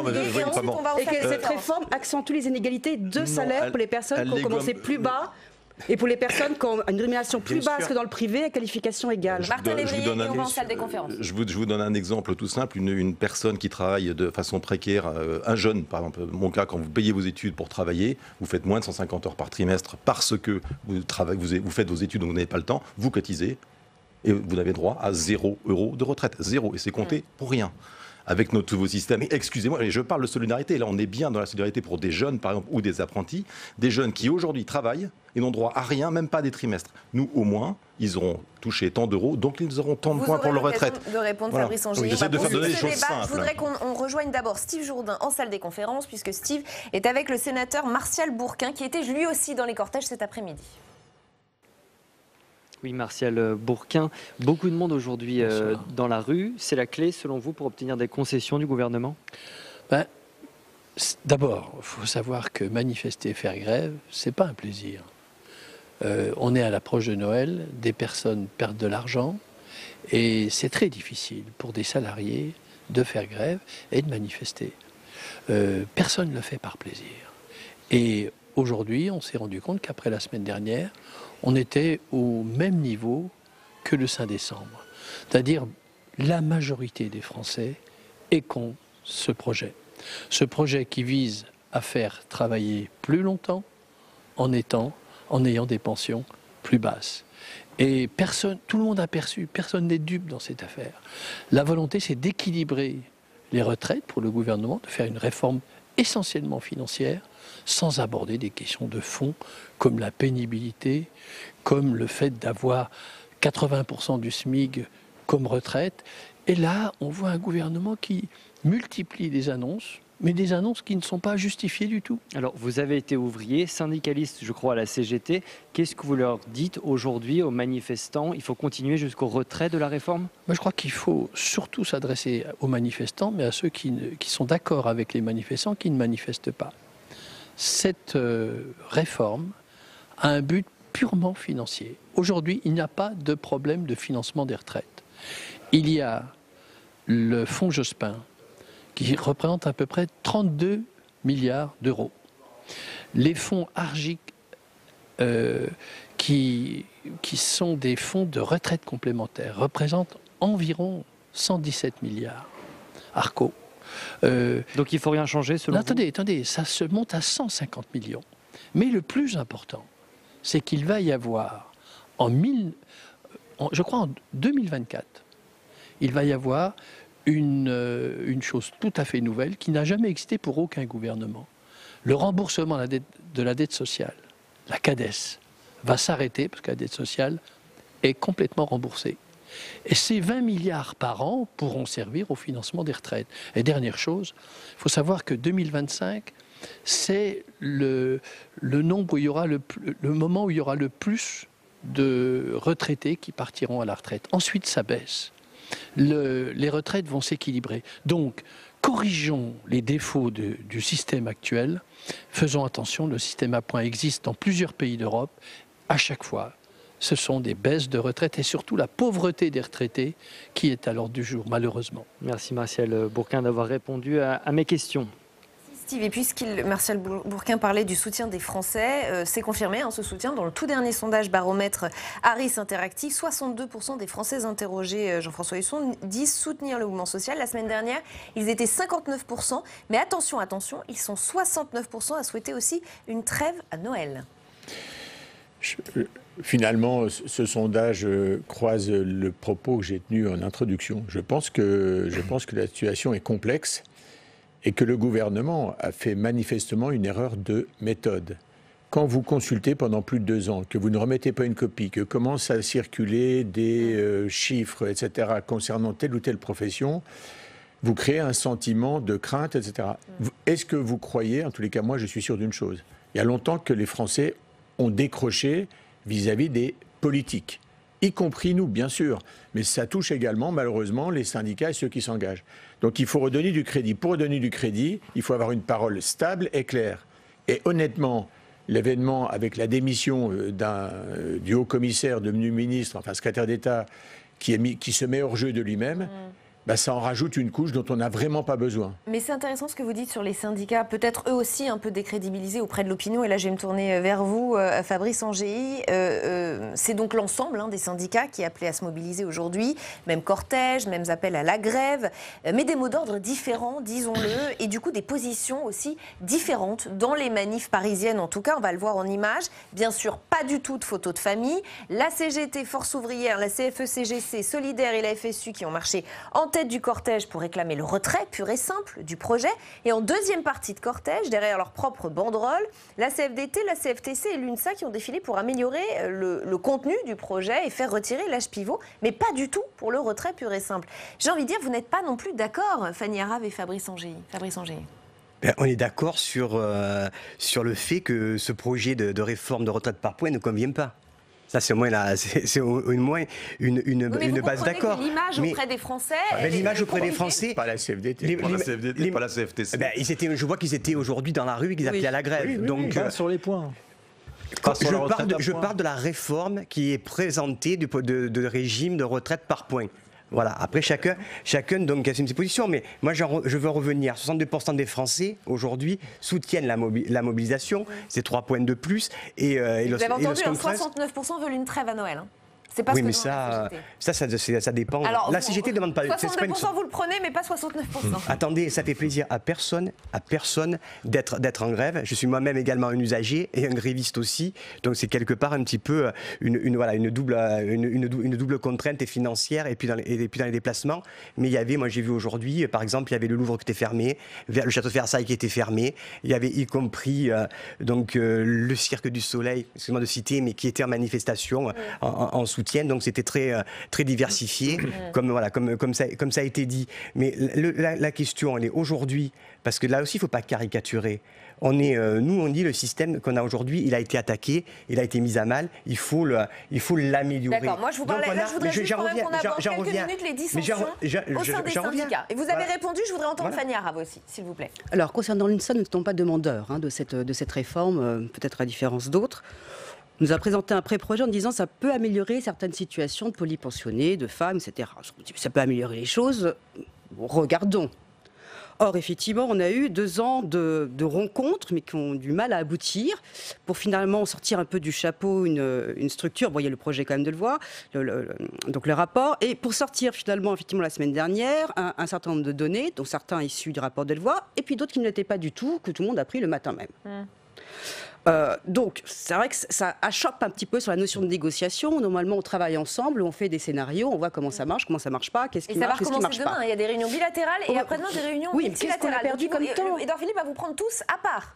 Qu'est-ce qu'on a perdu comme temps ? La date du 5 décembre posée par les RATP a été posée 2 mois avant. 2 mois avant pour justement dire, bon, là, si vraiment rien ne se passe, il y a un mouvement, rencontrons-nous et travaillons pour de vrai. On a enfilé des réunions, mais il n'y a pas eu véritablement un vrai travail avec des scénarios, des propositions, tests. La modélisation économique, c'est pas nouveau quand même dans l'histoire. Donc il y a des choses qui se font. Aucune responsabilité des syndicats. Donc ça n'a pas été pris effectivement. Pas pris au sérieux le travail qui avait été fait. Il y a des gens compétents en face. Donc c'est quand même quelque chose d'assez désolant. Et quand on voit effectivement, nous ce que demande de l'UNSA, effectivement, il y a le problématique de l'âge pivot qui est très pénalisant, notamment pour les carrières longues. Il n'y a que 2 ans. C'est quand même absolument pas suffisant. La pénibilité n'est pas du tout prise en compte. Alors quand on sait les différences d'espérance de vie en bonne santé. D'accord, là vous revenez sur le fond vous aussi, mais moi là j'étais sur les syndicats. C'est bien une question. Et il n'y a pas de problème. Passés. Et là c'était vraiment un petit chapitre sur les syndicats et les dissensions au sein même des syndicats. Martin Lévry. Revenir sur la durée de cette négociation qui s'est faite en 2 étapes et on est tous d'accord. De la concertation.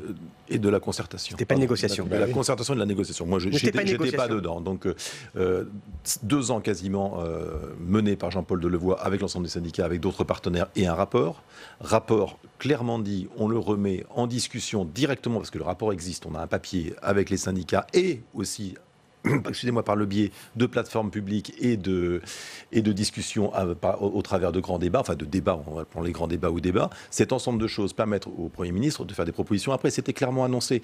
On ne peut pas nous reprocher dans le même temps de ne pas négocier, de ne pas écouter ce que dit la population le Premier ministre de ne pas aller faire des trop vite. propositions après le 5 décembre initialement. Il avait annoncé après le 5 décembre. Il l'a fait avant parce que je pense qu'il a senti que... Il l'a fait quand c'était prêt. Je veux dire que ce soit on a toujours dit que les délais, si vous voulez, pour faire la loi, ceux-là on les tient. Donc il faut bien annoncer à un moment et on est dans les eaux.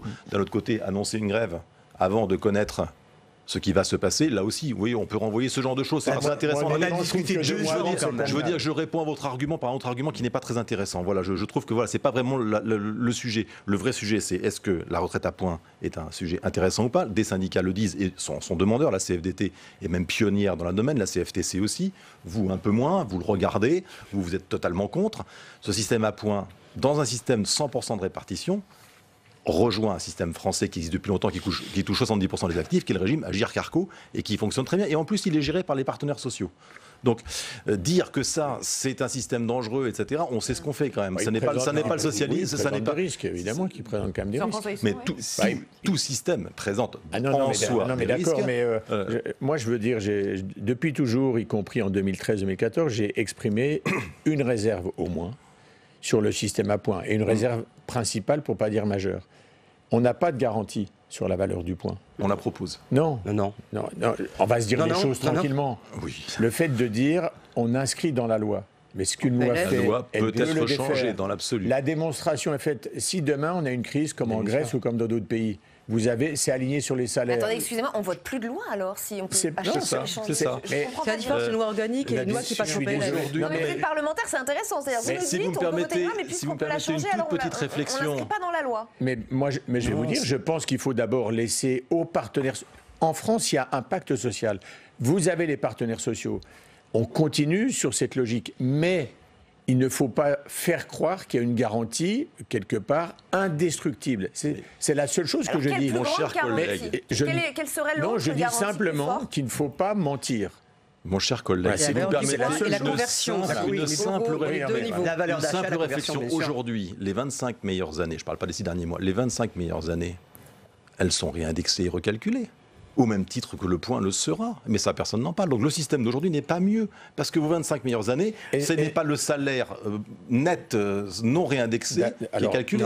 C'est bien un calcul qui est fait pour connaître une valeur. Je n'ai pas dit qu'il y avait de système parfait. Non, mais c'est pour vous dire que le point... ne faut pas donner de faux espoirs. On le dit dans la loi et on met un paragraphe. Et tous les pays qui ont expérimenté le régime de retraite par points, dans tous les pays, on a augmenté le taux de pauvreté de retraités. Même en étant positionnés, dans tous ces pays-là, attendez, pas tous en même temps. Dans tous les pays où ça a été expérimenté, où ça a été mis en œuvre, ça a entraîné donc une baisse des pensions.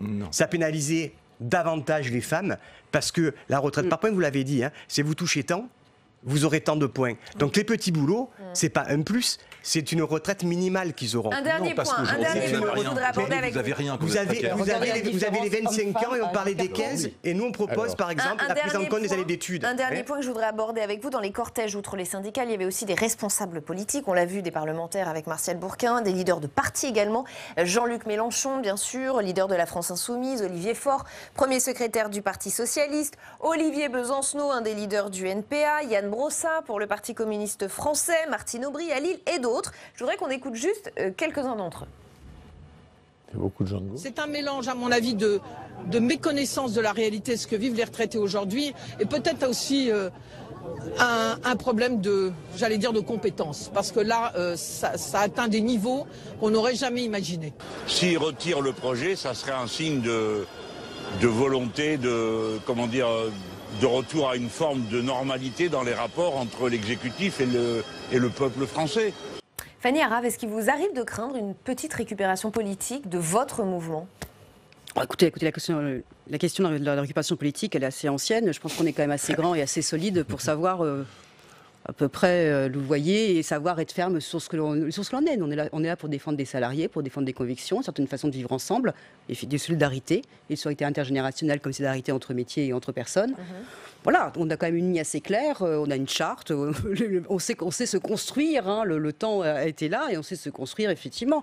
Alors oui, il y a des partis qui récupèrent, vous avez présenté ça, il y a eu d'autres partis d'un tout autre bord, voire extrême l'autre bord, qui également nous présente parfois des discours extrêmement sociaux en votant le contraire au Parlement européen, mais c'est pas grave. Mais voilà, donc nous sommes dans un chemin, nous regardons de manière très rationnelle, économiquement rationnelle, ce qui est dans l'intérêt, pas l'intérêt, qui ça privilégie, qui ça privilégie pas, quels moyens, il y a des compensations, pas des compensations, est-ce que c'est juste ou pas ? Nous posons la question ainsi, les choses sont beaucoup plus claires. Oui, le rôle des partis, c'est bien de regarder ce qui se passe et de faire des propositions. Voilà, donc chacun son rôle. Donc on n'est pas en termes de récupération ou pas. Donc de tout temps, les partis ont soutenu ou pas des mouvements sociaux. Et leur rôle, c'est de traduire après des revendications ou des projets, les porter sur des propositions. Moi, ce que je veux dire pour conclure très rapidement, c'est qu'on est prêt à la discussion. Il va y avoir des discussions qui s'ouvrent. On dit, mettons de côté ce projet de loi et on est tous d'accord il faut un système plus juste, il faut un système plus égalitaire. Nous, on dit, à partir du système existant, on peut l'améliorer pour répondre à cet objectif. Si on partage la finalité, faites-le. Jean-François Husson, quand je listais les leaders qui étaient présents dans les mouvements, vous avez dit beaucoup de gens de gauche quand même. Il y avait exclusivement des gens de gauche, mais bon, après c'est un peu une culture à gauche. Enfin, je veux dire, moi j'y vois pas ni un changement, ni un compliment. Je continue, moi, à appeler les Français, finalement, peut-être le gouvernement, et notamment le président de la République, qui se tient pour l'instant éloigné. C'est pas habituel. Il devrait bientôt ressortir pour nous faire soit un grand débat, soit une parole officielle. On va laisser quand même le temps à Martin Lévry de répondre. À mon avis, ça va être au 1er janvier. Il faut aujourd'hui que les Français se sentent impliqués et unis autour d'un projet qui retravaille le pacte social et générationnel. Pour conclure en Il y a une occasion unique. Maintenant, le gouvernement est au pied du mur. Vous dites à peu près la même chose que ce que je vais dire. Nous sommes en train de construire un nouveau système vous allez dire la même chose que de solidarité. Non, pas du tout, parce que vous ne l'avez jamais fait et vous avez fait que des réformes paramétriques. Nous, on refonde complètement le système en repartant de sa philosophie d'origine dans une logique de solidarité complète. Et ça, c'est formidable et nous y arriverons. Et la plupart des syndicats nous rejoindront, j'en suis convaincu. Et on s'arrêtera sur ces paroles. Merci à tous les quatre d'avoir participé au grand débat. Demain, comme tous les jours, vous avez rendez-vous à 7h30 avec Oriane Mancini pour Bonjour chez vous. L'invité politique sera Marc Fesneau, ministre chargé des relations avec le Parlement. Très bonne soirée sur Public Sénat.